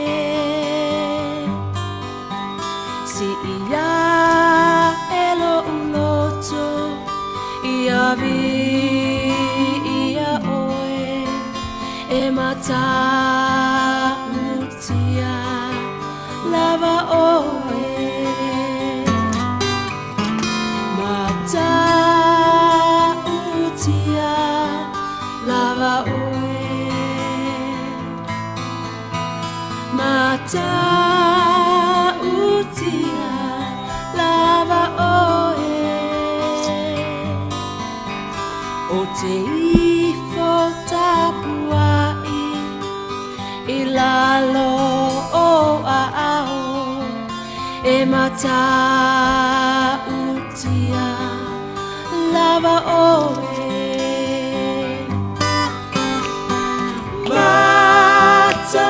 Matangofie na ua Loa lofa filemu Angalelei Fa'apefea Ona o talata to watu Ona Pule awa Ali omea uma Etonu mafa maoni Atalo fa atu Samoa I lau fa fofonga anga I le nei fiafi fa malole so I fu maua langi mama fa fetai I le atua I lo outou so I fua ma le au nanga I le tatalo ma le ana pongi ina ia alofa mai o ia mo Samoa ia matangata uma le lalolangi I fa feilo ia tu ia I latou o fa ta otolia I ngase so se maota ngase fa talo fa atu I ta mama tina matutua e o lo puno na upea I le tatalo I le au noa fa apena fu I ekalesia fono tatalo ma fa fofonga mai o lo fa fofonga ma awa I mai le nei polo kalame mana tua le nei fiafi o fea ngai ma fa noanga ono le malanga le maliu wa fea o tau ma o tau wa inga sa afia finga ma mo o ngā lofa o le nei polo kalame mo o tau o la mātou tatalo ia pa iatu le anganga pa ia fa amafana fanatu ia toi tupu ai le fa amoe ma maua le malosi o sa alo me mito moe le nei Tarsanga se yuli puliti wa tatalo fa Ta iwa tulo tole ang mispati ma se fa apoponga o la mātou polo kalame o le tatalo mo oe Hallelujah Yehova e mamalu lava lau fio le tu o le langi le lalolangi ma lalo ifo le lalolangi o le tu o lanu mangangana o nu umatu nu Hallelujah Oli fai o mātou loto I le neia fiafi. O mātou o mai ona ua e sila fia lo mātou tama. O lo mātou sa ili ngā malo le wha malolonga. Ma so se wha fita uli o le soifuanga nei. O mātou iloa. Wana o e lava le tari. O e ole atua alofa. E alofa fua ma alofa muti vale. Amen. O awa fionga, amu ia le tangata e le sa vali le filifilinga a e a mioleanga. E le tu fo yo le ala o ianga sala, e le no fo yo le no fo e ta wemu. Ai e nau o ia le tula fono Yehova, e ma fo yo lana tula fono. I le au a toa malipo. O ia fo fa pei o le la au o tato e tafane o vai tafe. E fua mai ona fua iona lava tau, e le to ulu fo iona lau. Ai manuia fo I mea umana te whaia. Ele wha pēa o e amia leanga, ai pēa o pute o saito I lato, ua le lea I le matangi. O le mea lea, e le tutu ai o e amia leanga I le whamasinonga. E le tutu fo I tangata nga sala I le whapotopotonga o e amia tonu. Awa ua sila fia I oba le ala o e amia tonu. Ai whano lava le ala o e amia leanga. Ia o vai, lo mātou watua se le mātango fie, ma le moni, sua malia wa fionga pa ia. E tali manao, e wha mawhana pe ona e sila fia, o la mātou sa ili ngā malo. Mo wha malo longa, o le tali o oe, o la upole ola, mo mātou iloa, o a wa fionga lava, e ola I nei. E ola I fo I le ola e whaarau. Se e whamania le whaafonga anga, alo watu nuu. Mai atu nuu mamao se io o mai le mātou watu nuu nei. Samoa fo I le li e mātou te wala watu I lau fio. Lawe a yo tangata umalava. E ala I lo suafa Yesu. Amen. Amen e whawhitai sanga. Stato whaamalo si le neia fiafi o le salamo ua lau I loa. Whaitau ina ia manina I upu whaa. Pamalosi o le salamo o tāvita o Yehova o lo leo mamo ia. Ele ai se mea o te mativa ai. Na te avea o le kamana. Ile mea iai le vau mua. O te ta oto ai. Na te tai a te au I tawhatafa vai e tafe le mu. Na te whaafo isia mai lo uanganga. Na te tai a te au I ala o le ami o tonu. Ona o lona suafa loto. E ui lava ina o sa vali I le vanu o le ata o le oti. O te le fe lava se me leanga. Awa o oe ta te whaatasi ma o laula au maloto to e wha mawhana ina iau. E te laulau mai mea ai ma luma o e ita mai a te au.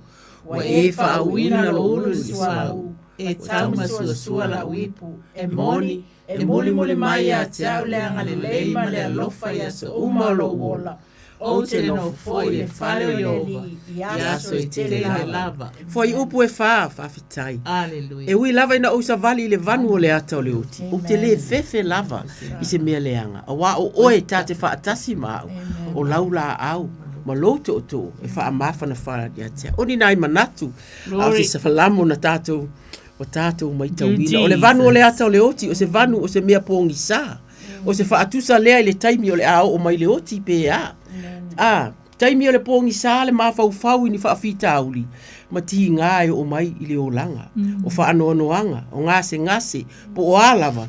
Nisi mea whainga tātātou te whitai ai i le nei olanga. O se moli mau lea tā vita. E ui ina pōngi sā le vanu. Ai nā o se ata. Nā o se ata mai. E ui lava ina o sa vali i le vanu. O le ata. O le vanu e moni le vanu. A o le ata. O whai mai tā vita o le ata. O le ata leo le oti. E ui ina pōngi sā. Ai nā o se ata. O lona winga.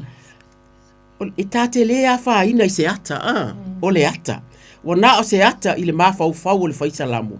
O se ata o se mea i le tū mau. A wāfo i. O lai sa vali o ia. Lai te anga i luma.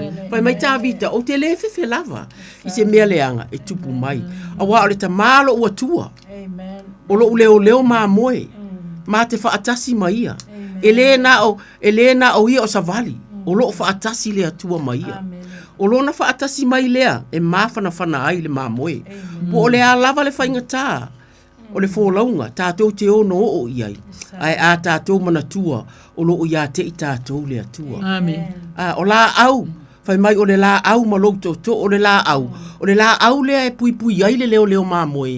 Ilana ine te iwa o so whai mai lana lafu mā moe. A tonu e tuli ai i tua, ese o la au le leo mā moe. O mea ia e lua, o le o le to'o. Mana tua fo le to'o. O le to'o iai le mea na e pi o ilalo, o le to'o la le na, a whai ai sipa ese le mā moe, po mantua a whai o le vanu le whaatusa tā vita o le vanu, a whai ai sipa ese, ma whai lao na tu watu le to'o, toi unai toi tu umai ia e whaatu li, ma matau tia e pui ma tai ai le manu o la au e pui le mā moe pe au so wha ia, o le to'o lea e mawhai ai le leo o na tai le mā moe i le ala tonu. E ta tau o na savali ai. A pa u le mā moe pe se ma le ala. O le to'o lea e una i maia le mā moe e savali i le ala sao. E ta tau o na savali ai o na sa i mai le umi. O le nei fuai upu o se wha maa losi mo i tātou ma lava. E ui lava ina loloto ma pōngi sa vanu tātou te sava vali ai i le olanga nei. O loo whaatasi mai lo tātou leo mā moe mai tātou. Tātou wha amalo losi pea e whaula tātou mafutanga ma le atua. O le mafutanga ma le atua. Ona o tā vita o se tangata mafuta ma le atua. E mawhai ai ona tau tala wha pea. Whai mai e whaatusaina whewhe le loloto. Le loloto o mawhauwhaunga le nei tama o tā vita. O ana fionga e whaitau iai. E le aise si me e whauai. E le aise si mea tātou te, e mawhana ai le tātou, la tātou mawhutanga. O upu e tō i ata ita ia. O le whaitau a sanga, o le whaitau, o le awhionga le atua, o le tatalo, o le whaalongo i se launga i te tonu o le malu. Ia po le vili, fe vili ia i po a mai, ia po le o mea ia e tapena ai le, ta pena ai tātou, tā pena la tātou mafutanga vāwāla lata ma le atua, lau vi inga, lau anapongi. E whina ngalo o ia e tai tātou iala o le ami o tonu, ona o lona suafa, o le atua feta lai. E whina ngalo e tai tātou, i le mea o iai le vau mua. Le vau mua, o le vau lea a tonu e ai le mā moe maua ai le vitamini o a uma ono mea e tatau ona mā losi ai. E whaapia nā fo i a tātou e te titia uma. E le aise si e tū wha maunga o tātou. E whina ngalo ia i tai i tātou. I le mea lea i le vau mua. Samoa o sina wha amalosi. Po o a lava whainga tā o lo tātou wha whea ngai. O le upu moni a po o le a le tele o le. Po o le a le tele. Ma le tele o lo malama i le tele o te mea. E te o iai. E tau te o uma lava i le vanu lea na savali ai tā vita. Ai tātou mana tua whai mai o le ata. o le vanu o le ata o le uti. O le ata e le tu mau, e alu ese le ata. Ai ata savali pea pei o le savali e le leo mamoe, mata muli muli. I tua o le leo mamoe. E mawhai o na tātou maua, le mawhana whananga. Le mālosi au wā, le whōlaunga o lo tātou i. E le tāte le tu wha maunga. Le atua whetalai, o ana fionga ia. O anona si ufofonga lea i to tonu o le tusi le nei, tātou te wheawea ia. E pese ai tā vita. E aungani ai tā vita, o ai lava. Na o sina wha mālosi he papau. A o le mātou anganga, ma lo mātou, ia mātou tala, ma mātou tala noanga. Mātou te iloa e mātou, po le alawa le i ila o se tatalo. E le i ila. E alau na i ila o le tau mawhai. O le tau mawhai. Tau mawhai e alu le vau mua. Tau mawhai e tatalo, po le ale vai tu i lunga. Wha mālosi, vili lesi po o a mai lesi. O a mana onga o lo o iai. Awa o ina. O ina. E wha i ila ai. Ni tā leni mani anga vaa mani mea umana avatu ia te oe. Aisea, o ta ulea upo le tā leni, au le anga vaa e manaia.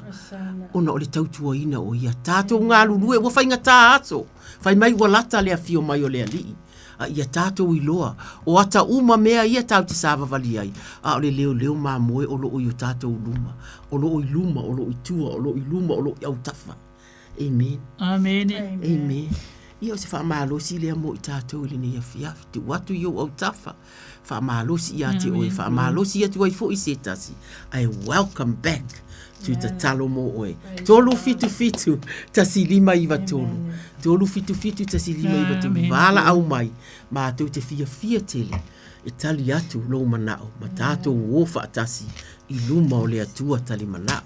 Nen? Amen. Well, lea ele i sau se tātou laina ai. Fai se te tato e te talo e amatai. O lea lava e te tala atu ai ma. O ai te talo, te mea o siliona. Siliona a foi. Te talo, tele mea te talo na tato te talo ia.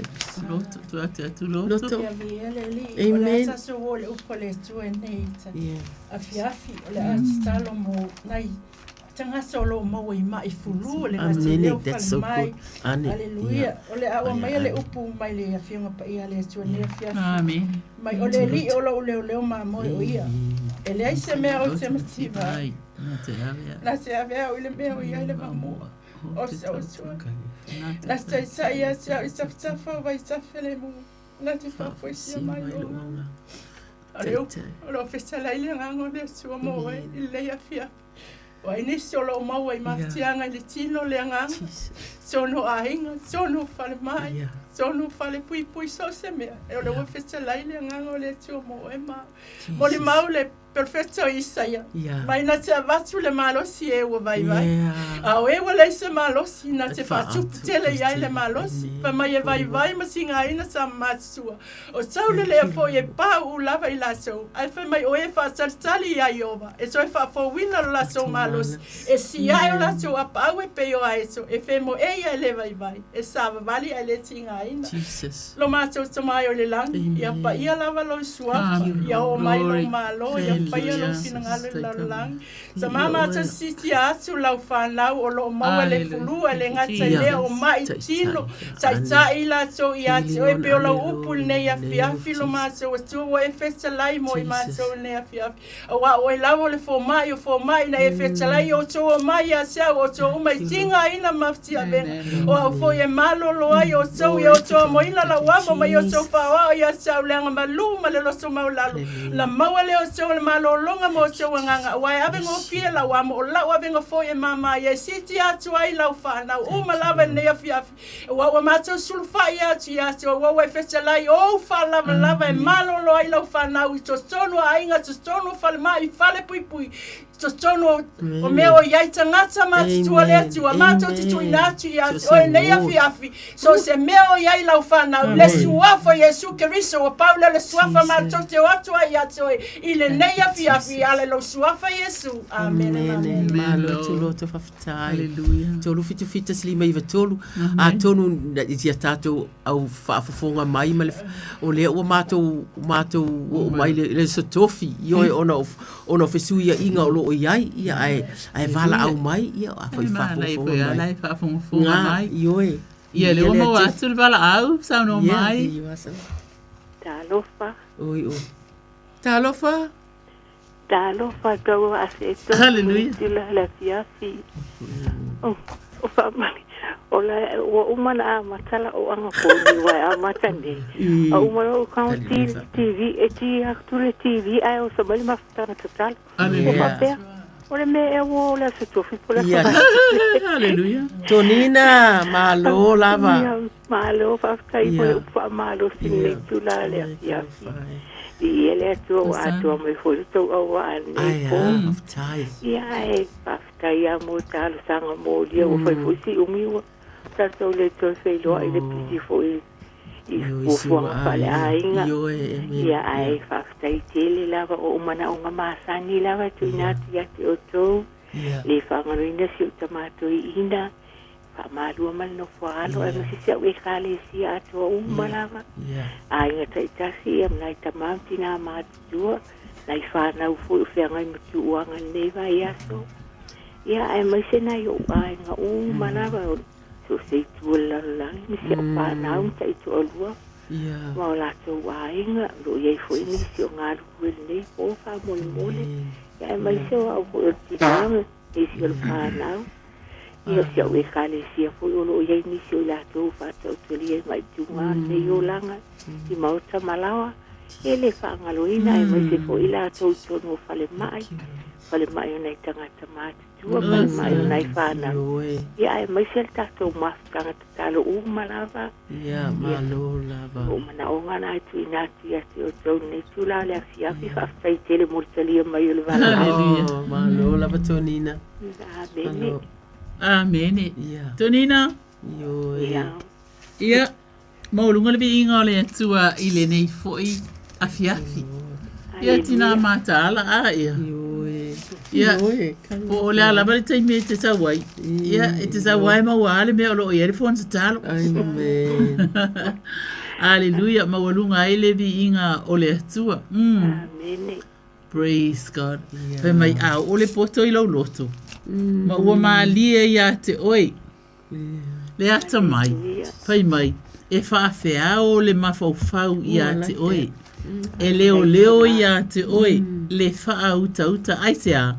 Ina ia la vea ia te oi. I le ala. Mai i le ala leanga. Mai i le tangata. Wa tautala i mea wha pio. Amen. Ia wala vea e mai le upole atua ia te oe. Ia ai mai se foi.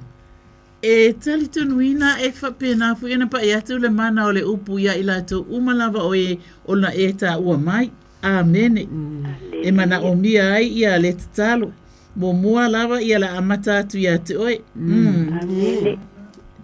Ia te oe li tina. Ia male no fualo. Aleluia. Tina poto, tina tamai, tina iloa o ole whanau e tu sai maala o le tua. Pai mai la a oina matutua. E le te a ese ai. Ia le ua mātou iloa ina. To te po inisi o le nofo alo o lo pena o nei tonu. O le finangalo o le atua. O lo abema li ima. Tamai tai fai te au. Aleluia. Ia o tala tu spa. Ia o le fua e te lulu. Ia o le fua fo ele nai te sele. A lulu ale mele. Ia e sele mai fo ele mele. Ia vi ia ma wha manu ma wha ne ina ele suafa o le atua. E wha pena na tu ina atu ai ila tau umalava ina ia wha pena. Ona wha susulu ate ele mala malama o le atua. Ona e mana o mia ai le nei vai tau o le soifua. Le ta wane ta watu o le whaola tanga le atua fo i mai tangata. Liriu ese le leangai fo i mai fo i atu i le atua. Wala talo o toi a fio mailo mātou tama. Ai mai se ai le atua le suwafa manu malo Yesu keri. So lau wha mani anga le tina. O lo wha pēnā o na ia tau rongo longo. O lo ia te talo ele e tali tonu ina. Ele na ale paule nei ele po lo te talo mai ele tina ale nei. Tali tonu o lo te talo o ia mole e kalesia. Aleluia. Ia ile suafa manu malu Yesu Keriso. Ia tu ina atu ele sunga le whawhenga ia whamalua. Aleluia. Ia male e kalesia umalama o e mātutua o tupulanga talabou. Ia se o ofo i e au pito iti. Wa mātou iloa. Wa ese au ngā tupulanga wa iaile soifua o tangata. O iai nisi wa whapenana whaima a mia ele atua. Ia ole o langale nei olo o tātou o iai. Ai whaafetaita ma.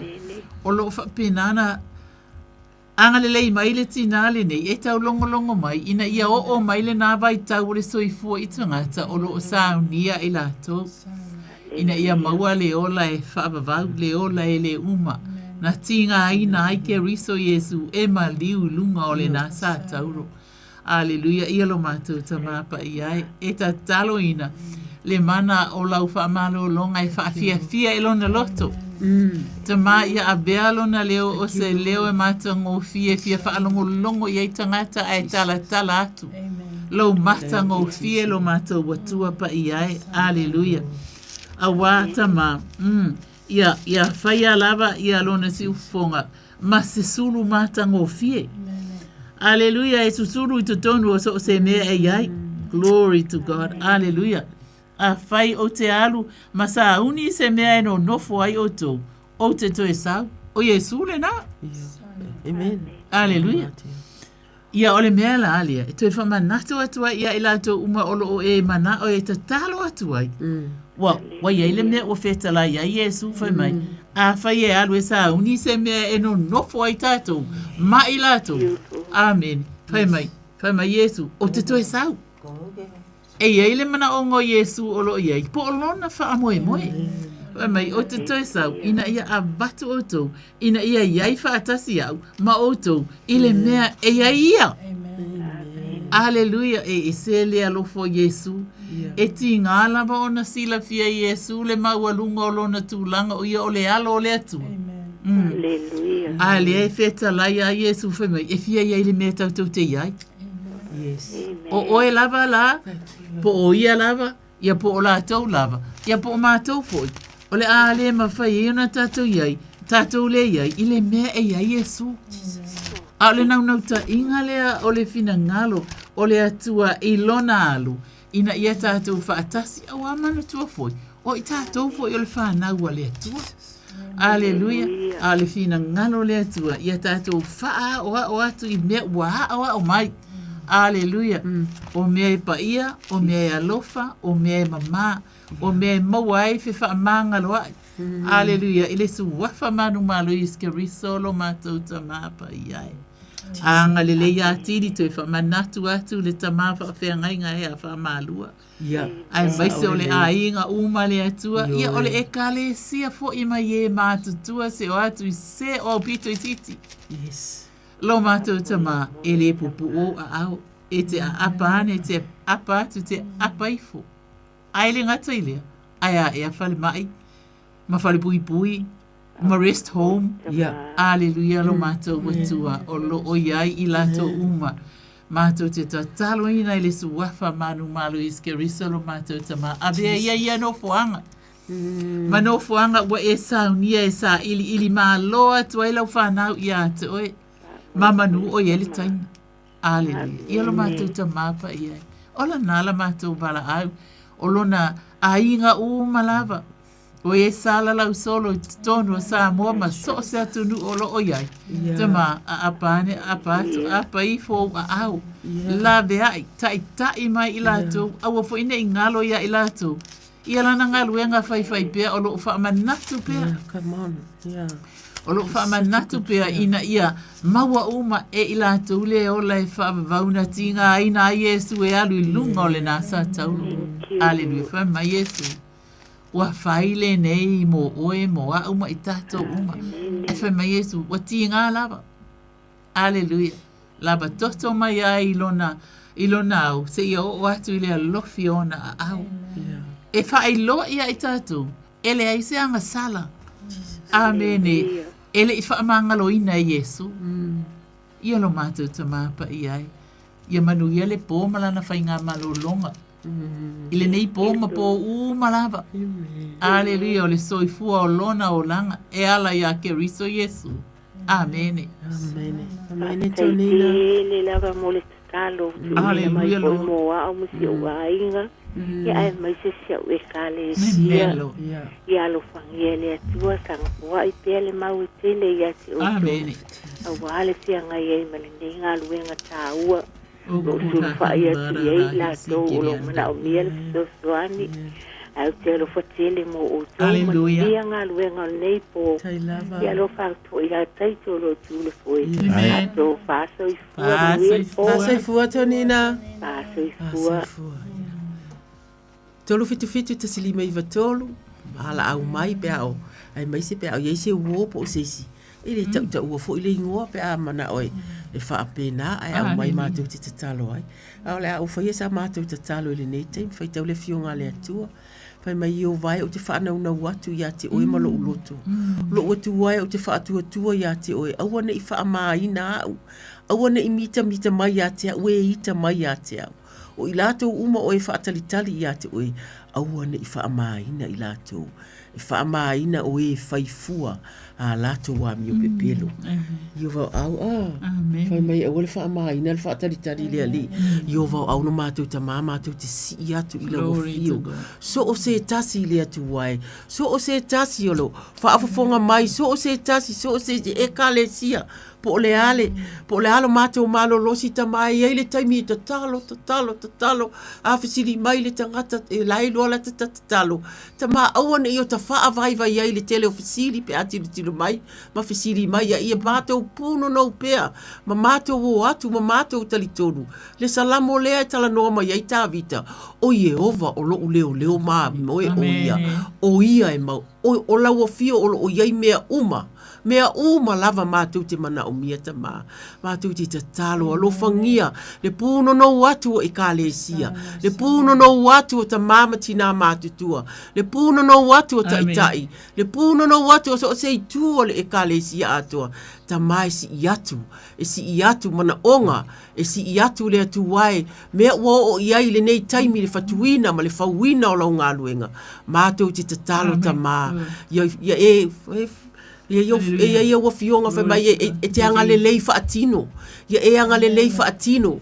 Ia e anga le lei wha ali le atu. E le taimi e te anga le lei wha ali ai.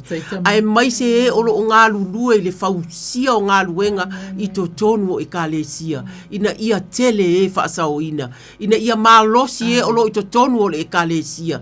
Ina ia mālolosi e moli mau atu lo le lei. Ina ia mālolosi e tausisi. Le atu wai I au polo inga a wao I nā le atu wai e maua ai le mālosi I tonu e ka le sia.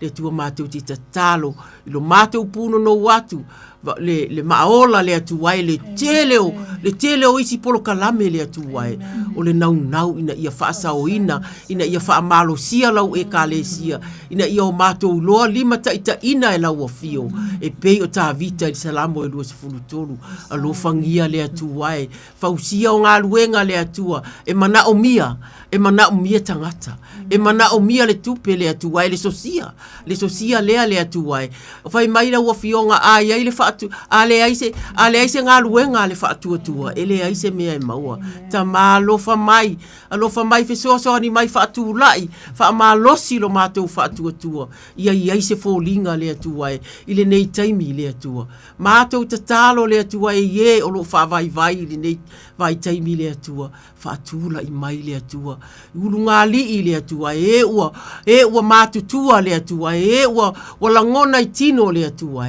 ua iai nai wha le tonu le atua mātou te le wha vai ai e si I atu I lātou I lau fio e le atua o lo whaatalitali a tonu o whaatalitali ua amaile tala maile I le fō mai o le kānesa ua amaile tala o le ta mā o le tala le nā le fō mai le lalolangi nei a o lau a o lou fina ngalo ta mai le ai mātou te tatalo wha a malosi i o mātou ta mama tina mātou tu di loa tatalo a sanga ma tu loto le atu ai wha a malosi ia i lātou le atu ai so ani ia i mātou i o mātou i loa le atu ai o na mātou a lofa mātou au ngani le a lofa mo i lātou a wane i taimi vai wha a whetai tangata mātutua mā lātou polo kalami wha a whetai mo Martha wha a whetai mo woa Martha ma e lau te whetala noa ai le atu wai te talo e ulu atu ilo na whale te talo e ulu atu e fo i mai ua uma na te talo le atu wai e uma tangata mātou tina mātutua ta mā mātutua wha a malusia wha a whetai ta mā a lofangia i mātou e o mātou o lo whaatalitali ina ia waaia whanau ua matua i whaasanga tonu atu ila ua fio. E le se tatalo e tu ule nā tatalo. A lofangia le tatalo le atu wai. Ia malo losi le atu wai. Le lalolangi nei e te tee le ti apolo. Maana mea whaafia o loo iai. Nai ta mama nai ti nai tuta ia ai le savalinga mana ua fio. Pe ave ai atu. Le whaavai vai. Whaamalosi le whinau le atu ai. O le tatalo le ata mā. Awane i whaamaina se tasi. Whaatalitari ila ua fio pe o le. Upuda mai tu roto. O le vai e toi avatu ia. O le malosi e whaatelea le malosi. A o le vai e whaamalosi. Io e whaatupu te leina le malosi. Tatalo le ata mā mo le nei taimi le suafa o ke riso. Amene ma amene. Amen. Jesus. Ia. Tolu fiti mana tua o lea tātou asa tofi. Ia. Alu pe. Tātou mana tua i tu uma. Ia malo a uma. So o se whai lau. Ia o lea o se talo mo whanau lela. E whai ngā malo longa mai a o onga. Ia a uma. O mai ala se upu mai lana whiumpa ia. Upu le poto. Whata o te ono whai upu e lusfuru a tasi lua. Mai la watali ia e tausi polo i ngā lo tamā. Aua foi e tūla fo ina le upu e awa o tuai lo tina. Ia fusi ai e le aunua i lo loto. Ia aso ai i lo ua. Pe mai a e savali e taitai nai oe. A e moi e leo nai oe. A e ala e tau talai ma oe vi. Ia le atua i le upu o lo fetalai mo tātou ta maitia o lo whai ngā malo longa. Aleluia o va ai au grand kete e selma nei o lo ta mafuta iai. E tala no mai e whape nā le alofo le atua i lana whanau. Aleluia o leua o tau tala ai le upu le poto Solomona. Whai mai lo watali e. Ia e tausi polo inga lo sama. Whai mai aua foi e te tūla fo ina le upu lo tena. Whai mai ia fusi ai e le au noi lo loto. Ia asoa i whai mai selma na ia. Whai mai e asoa i lo ua. Amu ia sa mai ti asoa i le ua. Polo a inga le atua. Polo a inga lon sama. Oa whai mai o le ava i le tama mani tina. E wha leva le vai na i o waso. I le nu e tūla. E le nu e tu ina atua i atu. Oi, hallelujah. Le suafa mano malo Yesu Keriso e tu ina atua i lana upu nei afi. E tu ina atu ai whanau o lo whapenao na tu ua lato wa ongo lo whaiam whai ngā malo longa whawhetai lo lato whesosoani i mātua i ngā luenga le ngata foilea i le te wino whale le ngata foilea le kukaino me ai whawhetai pe o lana upu nei afi o le tama poto e fia ai le tama ia o le tama valea ia e whanono ia ta ita le tina aleluia whawhetai lo upu e hawa o mai e fo ia te i mātou o le ai lava sisi e poto wana o le atua lava ia e ona le poto umalava aleluia ia whamaluia i whanau aleluia staimi fo ia toi fo ia o onga ia malutia pui lo la te uola i lunga o wala me o lo iai whaaloloto le toto Yesu Keriso i tono o taavale me feo iai e le whaingofia me uma ono le tuina atu i ata maru pui lo la te uola i le ufafo ma le ulufale e ala le suafa manu malo Yesu Keriso amen amen hallelujah ia rava le atua amen taine ia fiafi matango fie hallelujah ia ua whaavanoina lava i le atua ia tātou te tatalo ai ia e wifo i ona ua sui le tātou waso ona o fuafuanga ese ia aelele ia la tātou watua ia a o le tatalo o te whiwhaia ona e tali tonuina to a tele tangata o lo maua le atu atu vali malo I tūlanga ese o le soifua. Atu vale ia ona. I fo inisi a ingo whaingatana mau stupe. Whaingatawa. I mai ngā luenga. Ia i fo inisi o atu vale. Ia ona ua ngase nisi e whainga luenga e maua mai ele tupe. Ia i fo inisi atu vale. Ia ona o whanau. Tatu ba ia fo ele pesi fo ele fulula atu le neiva i tau o le soifua. Aleluia. Ai foi mai le tala le tuspa ia i le Ioane e se fuluma le wha. Aua le atu vale o tō loto. Ai mai ia o tō wha atu i le atua. Wha atua mai fo i a te au. Fai mai le tala Yesu. Wha atu i le atua. Wha atu fo i a te ia. Aleluia. Fai mai e tele mea no fuai o tō le whale o lo tama. Pe ana le ai. O te whai atu, o te alwe sa undi se mea, e no nofo ai o tau. O le mata utia fwoi o lea fwoi wha upunga po o lea fwoi vai tau, fwoi tau wa au mai ele fionga lea tua. Mai e tele mea no nofo ai o tau. A tātou vai e le to a tele o le lalolangi. Ia pena o a inga tau le ofi to tonu o risi fale. Aleluia. Ai o lea la e feta lai mai lea fionga lea. Talofa, le bala au, ia sauno mai. Hello. Talofa. Ia, e whamahuia. Ia. Malofa e soifua, sauno mai. Ia, se mise karo mo pau mai aiga, pau mori. O Paulo. Paulo lea. E ai o a Sarah Sua. O i fou. A Sarah Sua malo sanga ko. A Sarah Sua. A Sarah Sua malo li soifua ia sanga. Pore sunga le whawhianga inga pea. Ia. Ia. Talo wha Sarah. Ia. Whamahuia e au. Ia mapatua ia po sunga whawhianga inga me te hoi patoia toroto ma sino matua. Ia. Malo le soifua. A Sarah. Ala le wha matala tu spaia. Aua le atu vale o tō loto. Ia o tō whaatu atu le wa e māsangi le iai. Atu i le atua, whaatu mai fo i a te ona e talu ai. E fo i taimita te mai i taita, te mana o ai te talo mai fo i se simo taita. Ia. A lea la o whetala i le atua, whai mai aua le atu vale o tō loto. Ia o tō whaatu atu i le atua. Whaatu mai fo i a te. Aleluia.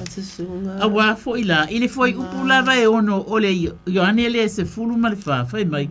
Wa whetala i atu Yesu i a te i la tō. O au nei le ala upu moni ma le ola. Aleluia, fai mai elea alwa tu lava stasi il tama pe ale ui mai a te e maka ukia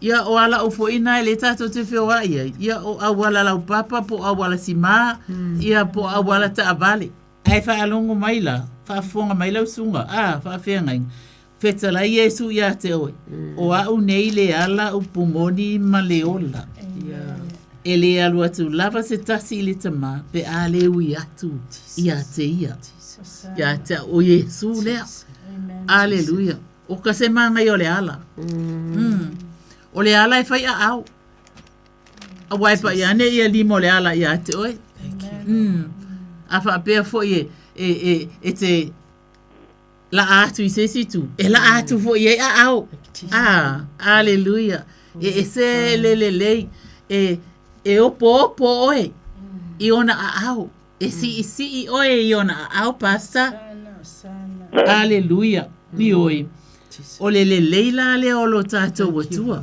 amene a ua e malama le leila wa iai aleluia fai mai a o le tama o lo i to tonu ia te au o ia lava na fai ale ngā ruenga ia o tauta tonu mai ia te au o au o to tonu o le tama foi o to tonu ia te au well o ka se mamaru o le upu le tua ia wa fa penana tali ai le mana o le sunga i le fa fengainga aleluia o le tama malo na alo aleluia fai mai A o le tamā. Pa mai ete tali tonu mai pe ea. O au o to tonu o le tamā. O le tamā fo'i o to tonu ia te au. O upu o te tau tala atu wai ia te outou. O te de tau tala fua na wau. Wow. Praise God. Ia ka kanga o kengi ala ka kama. Ia penga o ka ika ki o kengi anga pe fai se kala. Ia leo fetala Yesu. Ele nga o nga ia le tau tala. O ia malon tamale o fetala yati yati. O su wapa manu malo iskeriso. Diova lo mato tu pa iai. Pa iatu ilo watari. Pa iatu Yesu. Ola o na filifilia. Tama ea ola ufa unga mana. Ia faya pea lava. Tama mailona tu mwai. Se o atu. Iona turi vai le atua po lalo iona au.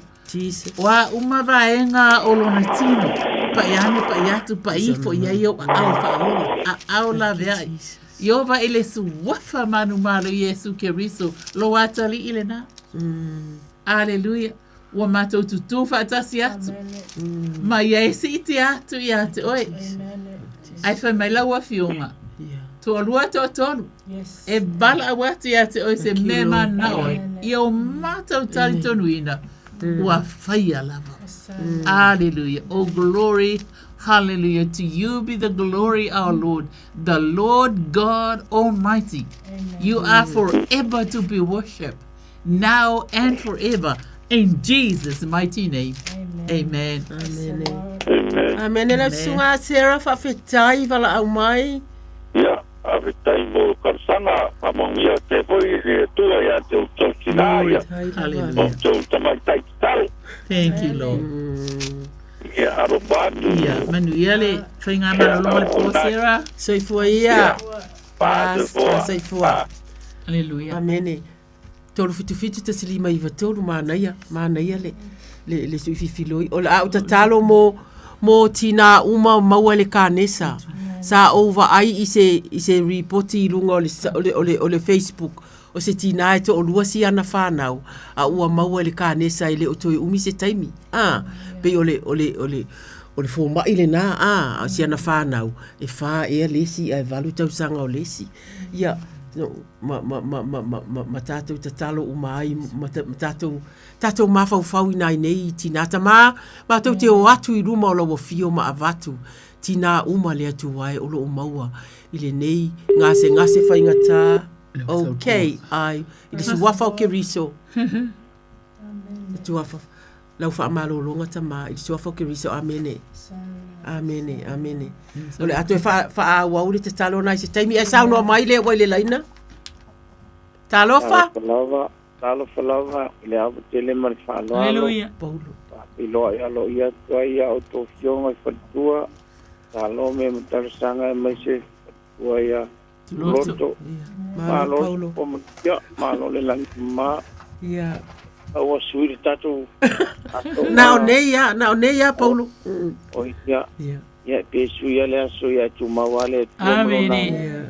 Ia mana o ngaba. Kani lava. Oh, glory to God. Amen. Na tua i ma ua. Sina mani whanau. O isi amatu i kalesia. Ia o tua fine po ile whare mai ia le loa. Ia mai latu uma lava. Ki ngatu po i latu uma iso se whare mai. Ia i pere mano lole. Kua latu ia o tu tau sanga. Ia i po i o tou. Nana. I pere anga le leo le tua. I'll pray for Paulo. O le lava na kina po i tu lou. Malo Paulo. Meranganga falo lava. Alo. Saka mo roto. Sana. Ia le atua Paulo. Fia lava e tali atu. E whaasanga e umata i maunga e o mai ai lo ofiso soani. O lo ofiso soani mai a Iova lea. O le na whaia le langi a tōma le lalo langi. E le tuina mai e ia ia mapeva lo uvai. O lo leo e le tu le moe lava ia. Whauta. O le leo ia Israelu. E le tu le moe ia. E le moe lava. O Iova o lo leo ia. O Iova o lo paolo ia. I lo uitu tau matau. E le taia oe le lai le au. Po le maasina i le pō. E leo Iova ia te oi mea le anga umalava. E leo mai e ia i lo wanganga. E leo Iova i lo urufafo ma lo urufale. E a mata mai nei lava. ai o i le whaapapa. I ova o aula mātou tamā, whaafetai ia ua fionga tamā. I le mango le leo le tangata se i tulou. Ai o loo iai lau ua fionga le atu ai. Whaasua au, whaola ola mai i mātou.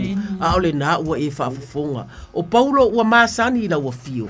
Ai pei o le tangata kirisiano e mana o lava. E aisi lava i le atua. E aisi atu fo i isi.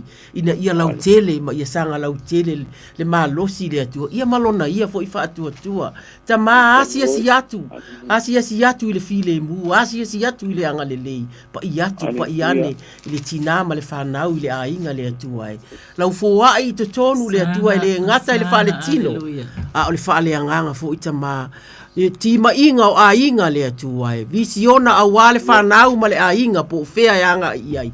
Ta mā mātou ti ta talo o lau fio e te whaatino ina e ala i le mālosi ma ia te. Ta talo mo le tina i le ekalesia. O lana ekalesia ta mā ma tina le atua ai. Whaafetai e mana tua e ia. Ta mā tina puno no i ta talo mātou te iloa. O mātou ta mā tina mātou tua e puno no i ta talo le atua ai. Pa i atu pa i ane le mālosi fou. I le nei vai tau fou le atua. Matangi le leia ina. No lato i ai le nei vai tau le atu ai. Alo, e alo va, e alo malaua fio le atu ai. Po le ale sou mai, po o langona atu o wha amai e pesi mai. E leanga o loo wha asanga atu. I le mea o loo i ai le pule i matangi uma le atu ai. Na te umia uma nei mea le atua. Ai wha asau le manuia mai le langi. O le manuia le ai tali i le tangata. E aisi masanga, aisi le atu ai. Ta talo le atu ai. Ie uma le atua maota ngase pe o le iloa. Lona ya le iloa o lo le maota ngase talo fai o le ua mātou ta talo. Pa i atu pa i ane le atua. Ni mawhau whaunga fau le atu ai. Avatu i ai le oli le atu ai. A whaalongo mai o vili atu Paulo. A asi atu fau. Ai mai se e o lo whea ngai ma le tausinga le atua. O lau wha amalo longa lea e ala iso se mea le atu ai. E ala iso se itasi o ao o lima le atu ai. O leo o le tausinga. Ta mā ia avea nei mea ina ia wha mausali le tina o loo e mana tua ina o ia le atua.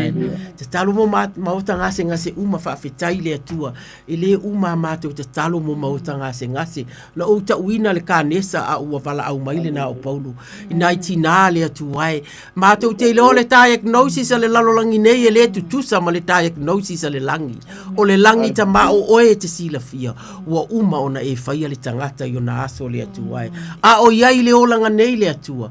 Pa i ane wha malo sia wha atu lai le atua. Le leo ma moe le le salamo lua se fulu mali tolu. Ia pese ilo na nganga ia wha manatu ia te ia. O loo ia te au le leo ma moe le. So se maota ngase le atua e o a wha mai ese le atua e. O ka se tele a ta uatu le atua e. Mātou ti ta talo ta ma. Lau wha au unga mana i fō mai le atua e. E o loo ngā lulue le atua e. Ala atua e wha malolonga. Mātou ti ta talo ia maua ni tala fia le atua e. A wā a inga asiasi, a wā a inga whaatali. A wā e ka le sia puno nou le ta talo le atua e. Maua se tala fia le atua e. O na mātou loa ai lea le atua. I le ai e te tali lava i lau taimi le atua e. Ia whamanuia ia Paulo manona a inga. O anisi mea mana o mia le tangata le atua e. Nā i le loto whaapea ia le tauta umaia. Ia e whaapea. Ona e fōa i wha atua le mālosi le atua e. Ia te ia ti mai le atua e. Ia mālosi lana ti mai. Mātou te whaalongo atu o le tangata e talitonu. E whai a inga le atua e. E wha amao popo mea le atua e. Pa i atu pa i ane le sosia mai le langi le atua e. Lou mana le anganga pa ia le atua. Ngalue atu, ngalue ane, ngalue ifo le atua. I te tonu o lona a inga. I le suwafa o ke riso. Amene ma amene. Tai Paulo. Ya matele ma alo mema tarsanga puloto no mone to ira wanga fa tire lava ya to wonga ide ia ya fa tu una ma yo la uma fa ya to fa tu le u wa fo iro to tarsanga tanga fa ngana ina to ko anu mane mana u to tarsia tai lava io etama ya pa Famaro longa mai auto torsanga tai mi tu amor fo ma talo ki E te ranga le ue me umore a to ia le nei po. Thank you, O se tenga mano longa file mu le nei po. Tai lava. Tu wala fa ile lo fa tu no le tua. Ile lava mo nanga alo fa te le atu mo ia le. Ia, whawhetai soifua ia Paulo. Ia whapena fo I whasefua ia o kionga. Kai lava. Amen. Amen. Ia sisi tātou. Sisi tātou te talo mana ia fuli wala au mai o Paulo e lau tele alana. Ia, loto. Ia. Le au te talo mo I la tō o tala ia le fina ngalo le atua. Amen. Hallelujah. O tātou fo. Praise the Lord. Laita, ona kousang, kou loto. Hallelujah, hallelujah. Amen. Le o me se upu mai la na fionga pa ia. Hallelujah. Ile is Ioane mua aleluia sai le amatanga le upu sai le atua le upu o le atua foi le upu o ia lava sai le atua le amatanga la ia faia me o malava ele foi se me tasi na faia ele I faia e ia fa mai sai a te ia le ola foi o le malama le ola tangata ua pula mai foi le malama le poliuli ai le manu malo ia I poliuli vi ia lava o ele atua te male atua le alo le atua le nganga pa ia ta mama so te stalo mo lau whanau o lo sala ia lo fila ngalo wa e feta lai lava aleluia wa u fape lava na lo fa mai o le atua lalangi wa ia awina mai ai lo na lava lo pele so tasi ina ia le fano lava se tasi e fatu atua ia teia a ia maua ia le ola fa bau a wala le awina mai le atua lo na teli e fa masino I lalangi a ia fa ola ina lalangi a teia ma tau se tu ina atu ai lau whanau ta ma wa o lo fina ngalo lea ina e fina ngalo e fa tau nu lo fina ngalo e awina atu e ta watu lo fina ngalo ta ma tala I atu lau upu o wawa e fetalai ua liu ti onda sangata le upu sai le amatanga le upu o le atua foi le upu o ai e ona le upu o le atua e ona le upu o le upu le na a matou te talo matou te malo lo te tono matou ainga a matou te talo to te malo lo e wale sa matou upu le upo le atua o lo matou mai o matou au ne fata va ai o matou mai se o matou mori atu la na upu o la na upu e ele fa malo longa o la na upu e malo lo ai la to lo e tala I lo fina ngalo fa manuia ile au tala I haleluia sunga I fa fe ngainga o ai lava se kalesia o lo tala ia lo fina ngalo tema I halu male mana wa e fetala ia manuia le me awina ti ai lo upu e le to foi foi mai ai manuia le me te fina ngalo ia haleluia o e fetala foi au se fefe wa o te yasi oi au se fete pate pa ia wa o lo tua haleluia o te le tu la fo ina yasi oi o te yasi oi me uma lava te mama te tu ina tu ai to lua to tolu ma to file sunga le o ya tai to wa mato siti asu mana onga I luma la o fio faya lo fina ngalo ile la langi pe ona faya le langi te ma ya luma le mana la upu tele ni ngangai foi mai maliliu mai a te o e fetala Yesu e tele te talo mo le lalangi ai te talo mo I la tona au ina mai lo tama ya Yesu Kristo ile suafa manu malo Yesu Kristo amen amen amen praise God hallelujah yeah Samoa e malo lava leona sai e ele te tununga o lo whapena lava o nau tu whafonga mai mai se lava o nei tamama tina ma tutua ia aleluia ia pai mai le fionga le tua o te whaamalo sia oi te lo otu na mea moni a me au mai le tua amen o le isa ia nai whātasi whai upas fulu e nā mata tu loto le amatanga whai mai a wā o au o lo watua o te whaamalo sia oi oka la se mata utia ele o se tangata po se fo mai o le neila lo langi e whaamalo sia oi o le atua whai mai a wā o au o lo watua o te whaamalo sia oi fai mai la le fionga pa ia le tua na te le fai se me pepelo ia te oi a le fai mai ai e moni o te feso soani ia te oi e moni o te tau fia oi I lo u lima tau matau te sila fia le olo o le lima tau matau o le atua o Yesu Keriso ia mo ia tato vala au ia sau no mai Malo sai fua ia toa fionga paritua. Ele nei po maluru. Malo. Ia talofa. Sauno mai. Ia, whamone mōle lava o au Selina. Selina, oi? Ia, Malo le mata no para watu waptaia i po ia te wala o tu ai mo sa malolonga a nei po te whamone mōle a whane tua wa nei o le matou fontalu a wole a wai. Oi. Sa, whaila o whanoi whaifi a wana o lo tu lea tamatau. Ia, ina mai forfa inga o lo vai tu lo lava ni api o nao. Sa, ua tolu nei vai aso o tinga au te alu ai au ngā siva le tina lo whaia matou lo tu le stane. Ia, ai o nei na o e tua tinunga no malo wabalawa au wale ma o tau ren whaina o savali. Ia, ai o te whatu tua i lea tua lan whamana. Ia whamana o ia te au te lo wādi nana i whaia ia te au. O lo manu maupo i le tunga ia taito. Ia ai o mana o nia lava se talo mo au nia pia pokai o nei. Sa o whapea po asfarai le au whanongo ati ia taito whapea nei. Io le ala le o le kia to whanongo ati whai whamana le lava. Mana o mia talo mo au nia whamana mo. Amene. Atelina. Ia le lata whaua watu le tatalo na whetawile le ia lo mana onga ma tatalo le na amatatu. Hoi mai awa o au olo watua. Amen. O te whaamalo sia, oi. Na o mea moni ala mea ia e mana ole atua e ta watu ia te, oi.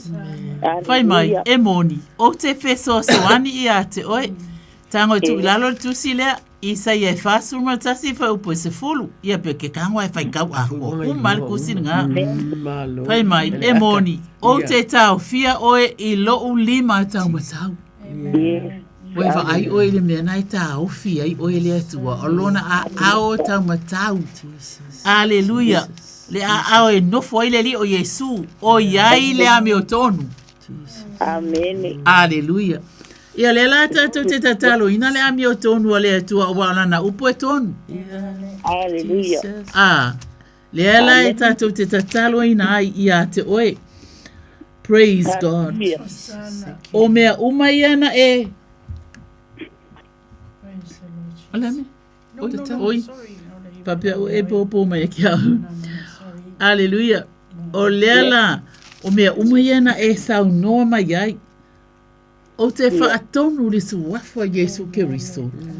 E toto ese ma le tino o le malu o le angangapa ia. O le tino o le awhawhine o le atua. Amen. Lia I ese o tau lima.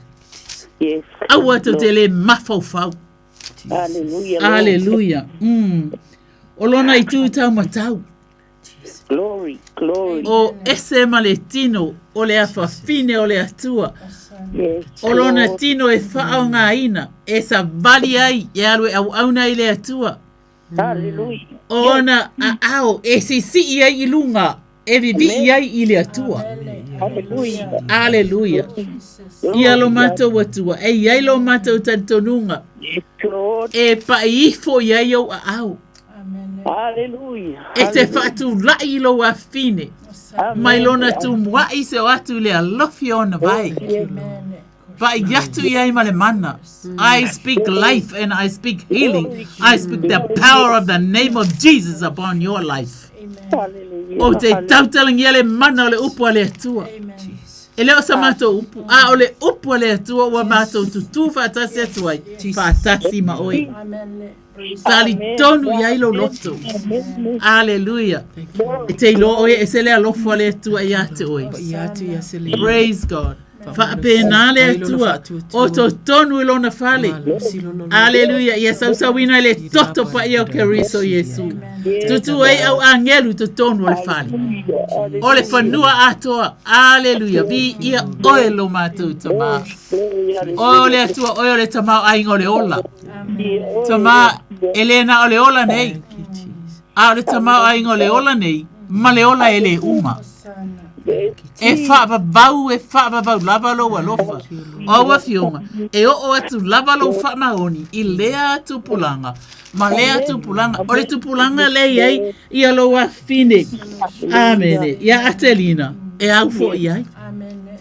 E au ia ilo wha maoni. Ia vi ia oe lo mātou tama, ile su wafa manu malo eskeris, e te wha tupule oli, te wha tupule fia. Aleluia. E wha ailoa atu lo mamalu o mātou tala ina le ni fia. O Yehova e mamalu oe, e pa ia oe, e sili ese o Yehova. Ia wha manu ma wha ne ina lo suafa. Ia so uma le soifua tamaitai nei. E ala ya ke riso Yesu. Amen. We malolo. Believe and trust. Amen. Jesus' mighty name. Amen. Hallelujah. Thank you. Alo Selina le file mo le atua wa ia te oelo talitonu. Malo whaasanga tonu i le atua. Hallelujah. Whaafafonga, wa tali o ia. Thank tali you, whaali Lord ali i luma o tangata. Amen. Wa tali whaali ali. Amen. Ma lo le tali tonu, ma lo le finau. Hallelujah. O sana. Gaba ina lu ainga ato ni toto pa ia ke miso Yesu.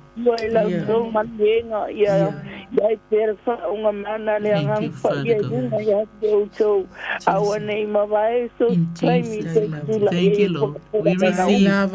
Na pelo na siwa pa ia wane ya te kato ya po ya tunde tualo na hallelujah hallelujah manuia tele oe o le uso ia o le pole la fine manuia po na ya taito lava God bless.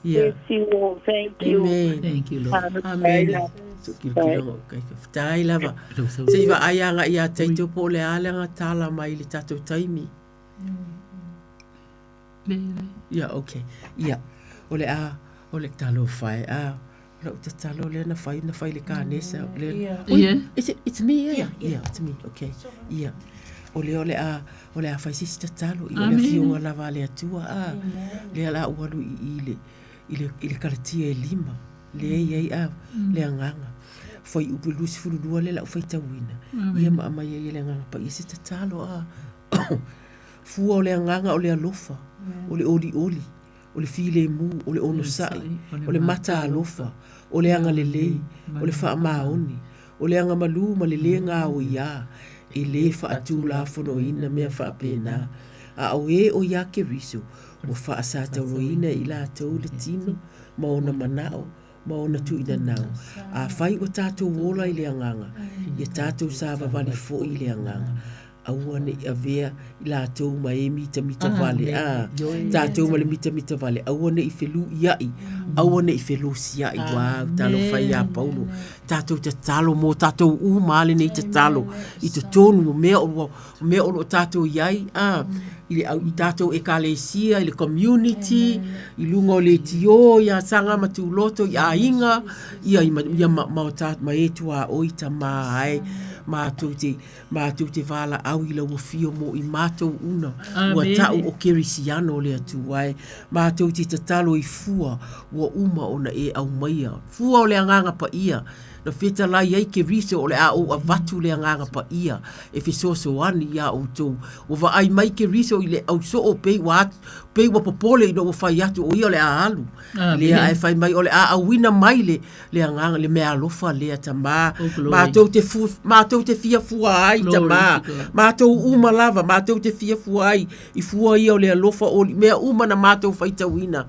Tama po o ai lava, po o ai o mativa ai, po o ai o polonga i le ona o le ai tama, le ale o ngā i kerisiano ai, ele ai se fua.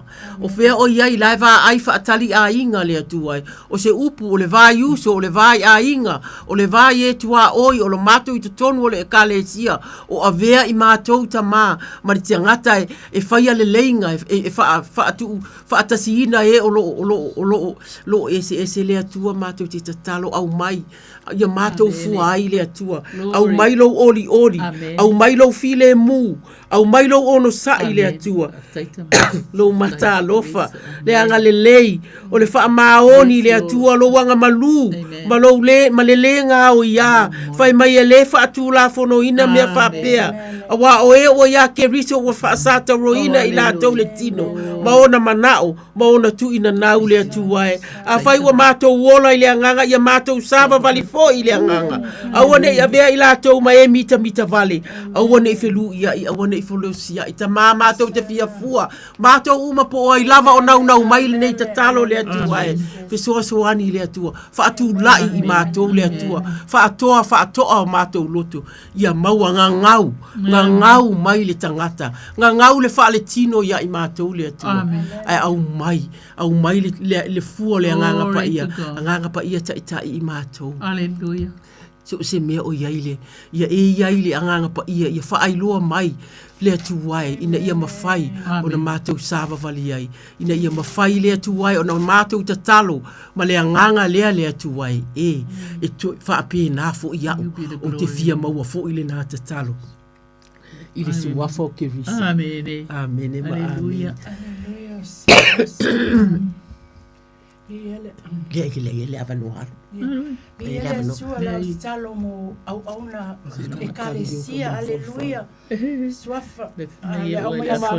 Ya o me se upu mai la na fio pa ele. Tala le yo ne suma fale sa fa tawe o ne tasanga. Lu fuluono.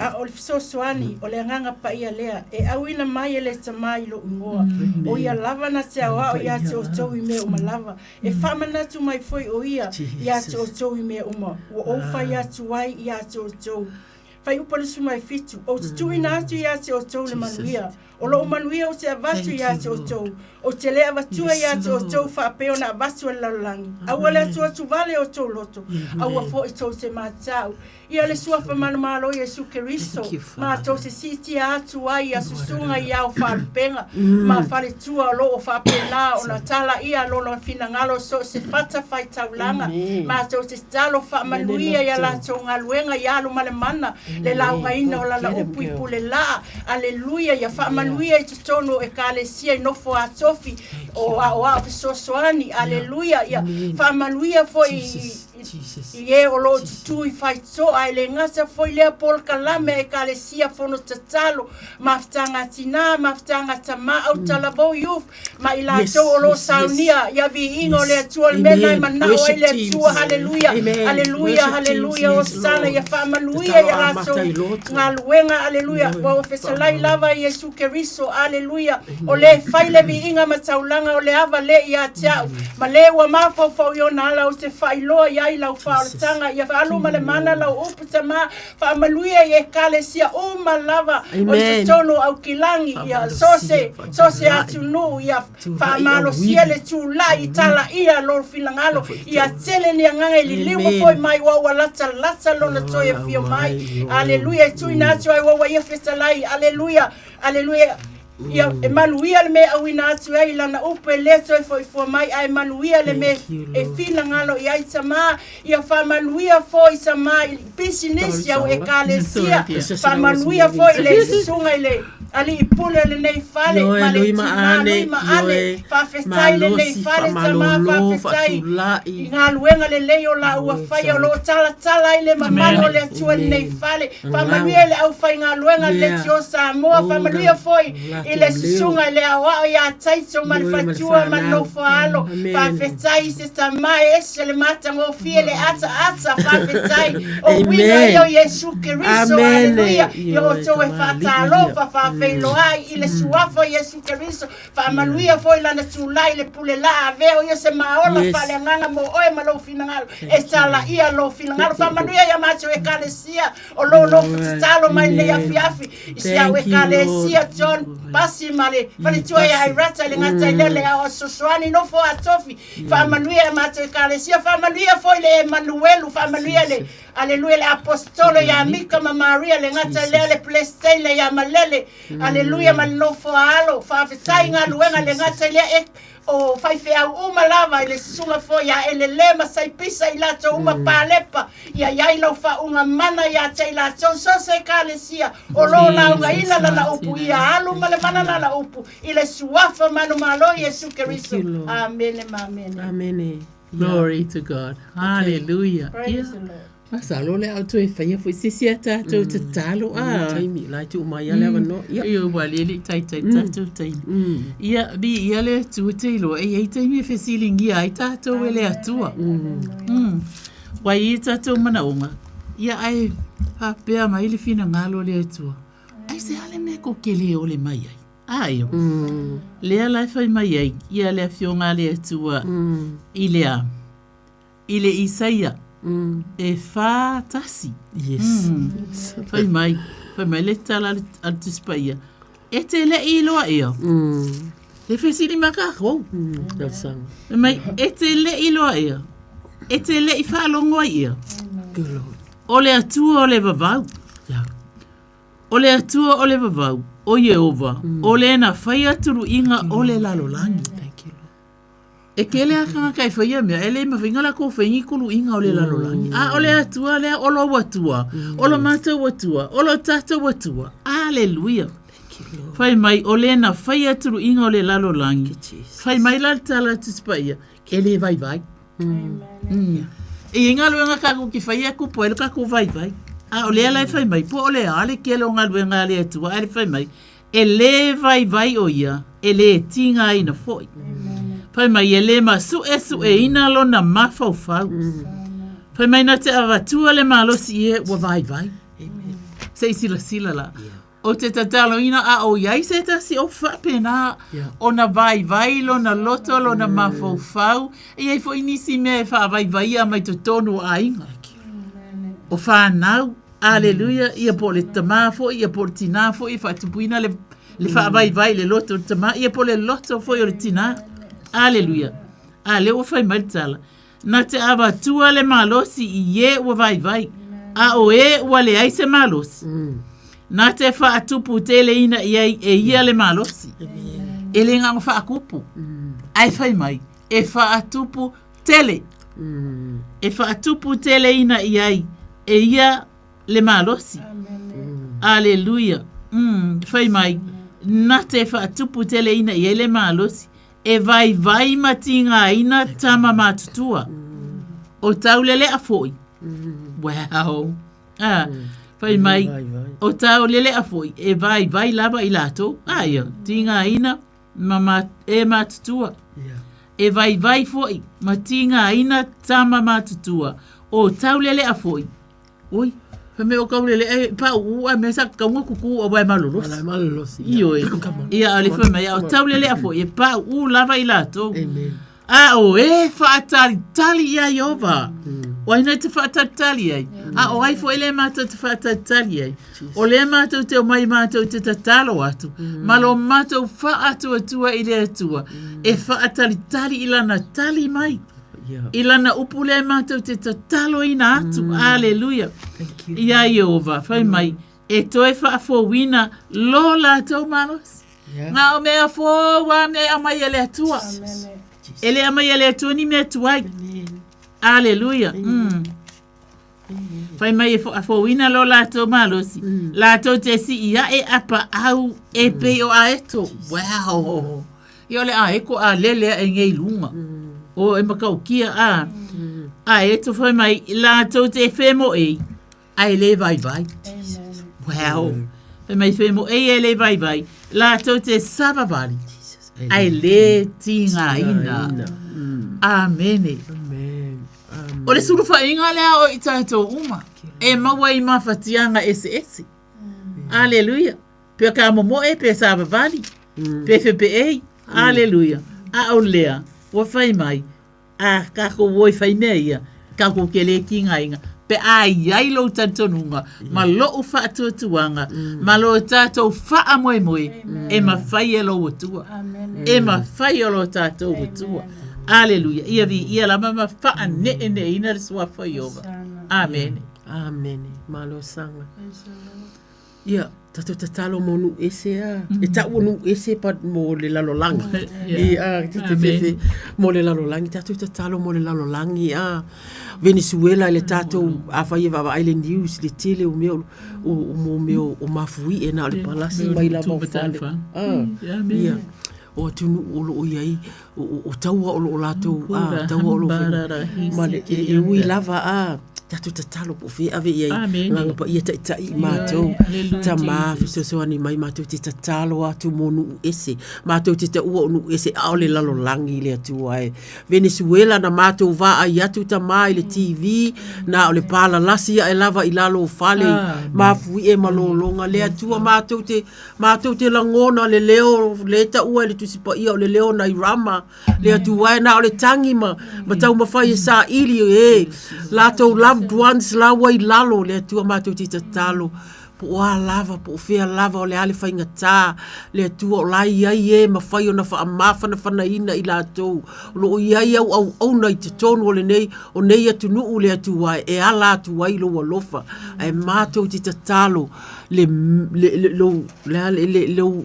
crazy, lo walofa tu noa le atua ina ia ma whai ai o na wha atino, le atua avatu le anganga o le wha amaise, i atu nuu, te tele iai Amerika ia Peletania atu nuu o lo malosi a wivi o lato malo ia tini a wale atu se fisoso ani pangale va ai atu na o le tilo dia lo i mea wa le ilo tama mātou te langona i o mātou tino le whaanono a o le mātou fisoso ani a vatu a mātou te talo le atua have mercy we pray your mercy moves through the land through the nations over the world or on that side of the world Father i le suafa o ke riso pa i ane whaatula i mai ni toa le atua whaatula i mai ma whai o na lato whaafoeina ngā luenga pe le te taloa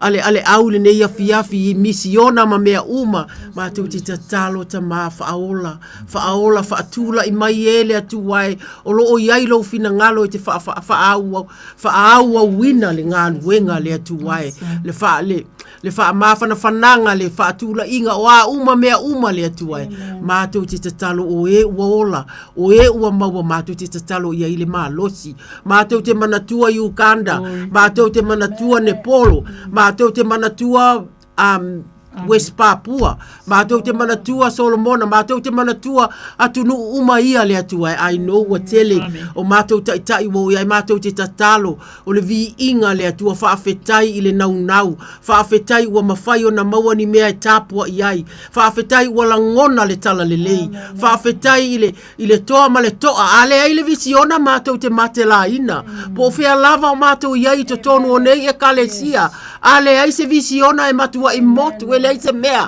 ai mātou te tatalo le atua ia whai vai pe o na whai mai Yesu ia o tau o e whai nu uma masoo ia whai mai Yesu ia tau oti ia o tau die to yourself ai o le atuai le tala lelei ina na i ulangia e mātou i ulangia mātou tala i ulangia ai mai se au na le atua mātou te tatalo le atuai wha malosi e ka le sia nai ai atu i nai whaleo o a lai pese ma vivi i mai ai.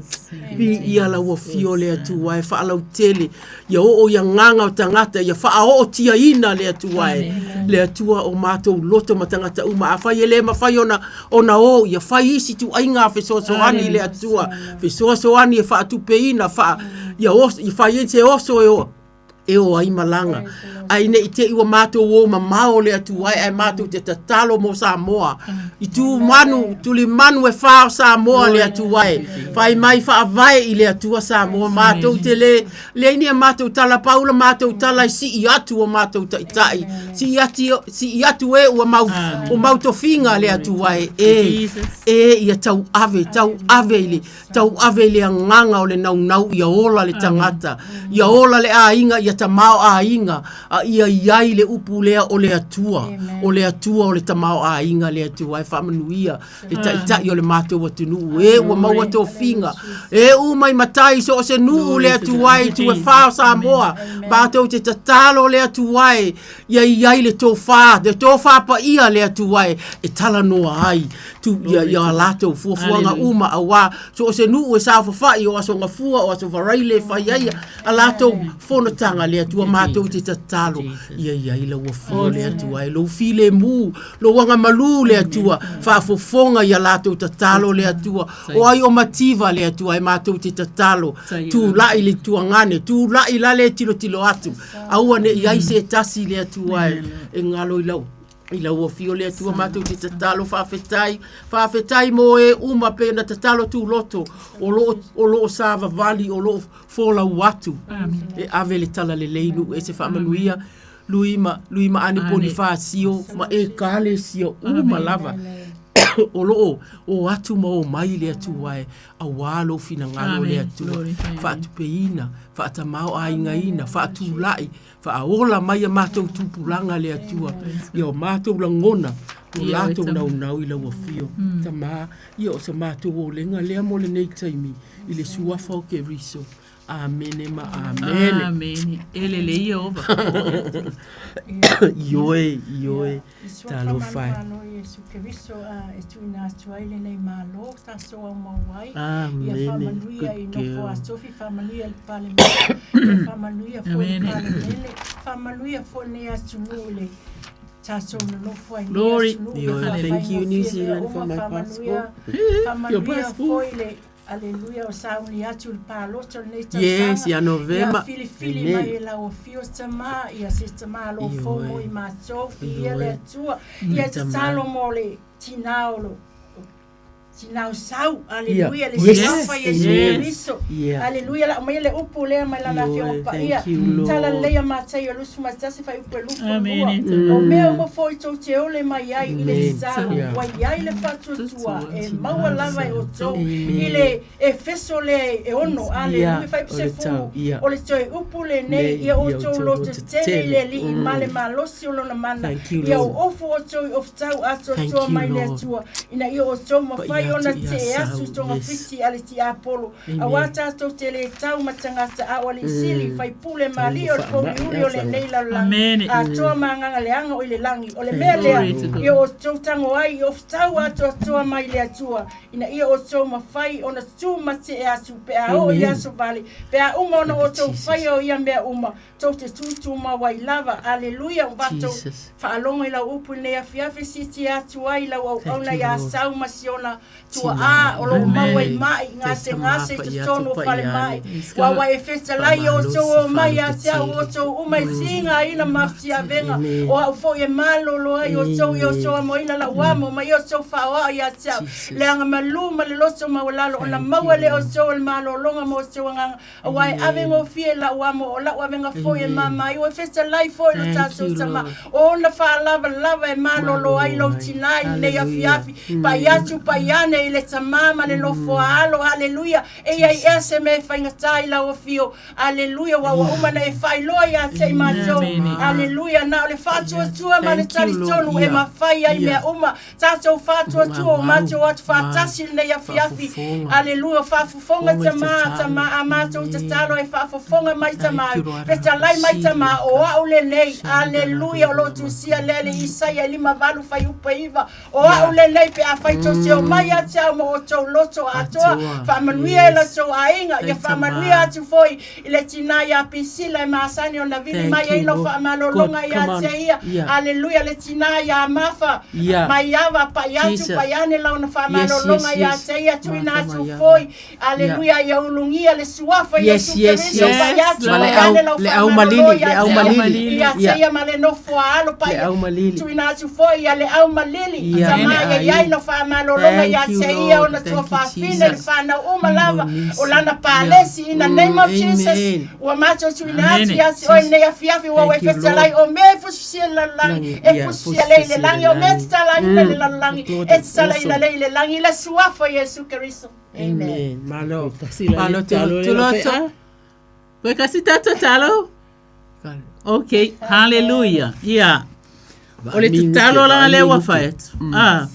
Pa mai ole la unga Yesu ilungo le maunga. Pa mai wa sila ati Yesu le moto tangata. Ona mali wa ele o ia ele maunga. Wa nofo ilalo. Ona o mai ele ona so o ia te ia. A wa ia fetela ia tu ma o atu ia te ilato. Amu ia e matitiva. Amen ile nganga. Wai ola te ule malo le langi. Amu ia e wha anoa noa. I oe awa e wha mawhana whanaina i lātou. Amu ia e anga malu awa e whai mō lātou tofi o le nu.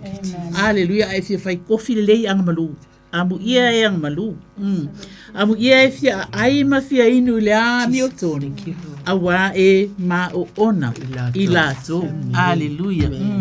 Amu ia e alolofa atu. Awa e alofa ina mai i lātou. O le fua e lulu. O le fua fua na se seli. Amu ia e lota mama awa lātou te ilo atu le atua. Amu ia e whatupuina le file mu. Awa e ta ua i lātou o atali i o le atua. Amu ia e sa waina ona le ami o tonu. Awa e o lātou le malo langi. Amu ia o tou. Pe a lātou upuleanga. Ma wha sa wa i a tou tou. Ma lātou tu ina pepelo o tou i melenga umona wa ufai mai. Ia o tou oli ma fia lava awa o le langi lo o tou.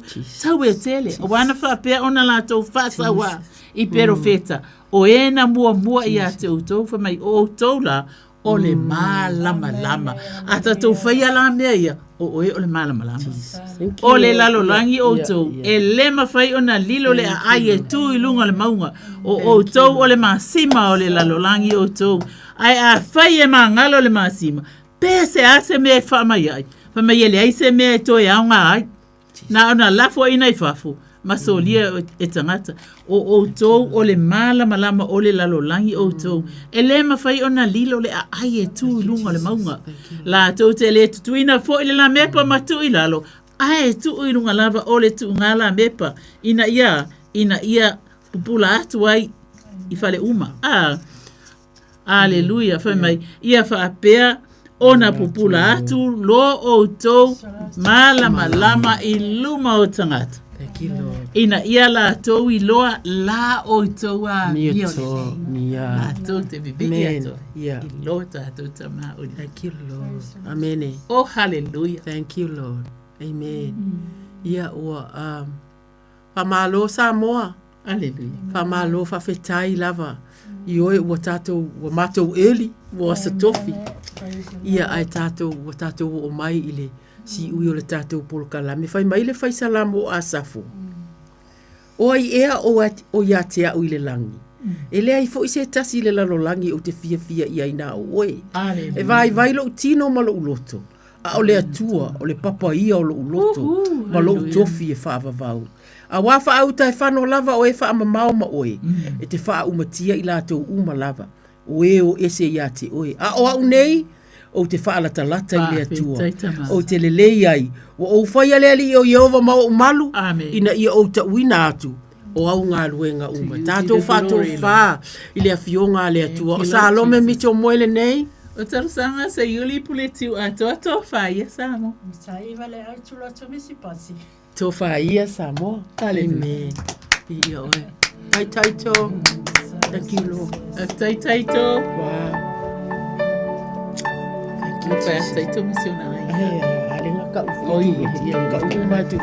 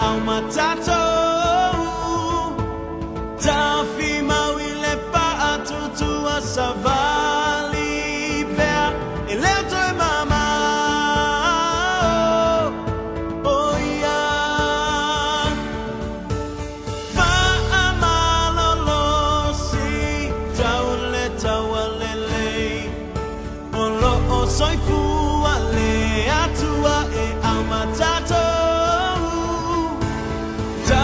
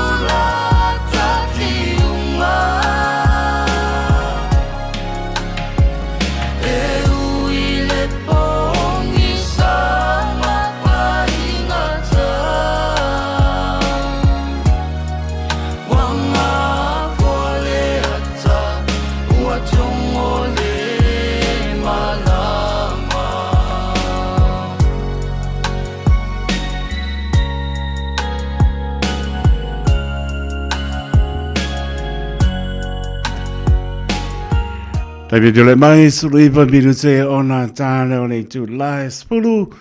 Te dono lewa mai er proclame te talo mo oe. Nei lava proclame lo te pena ina paritua ia Salome Metro.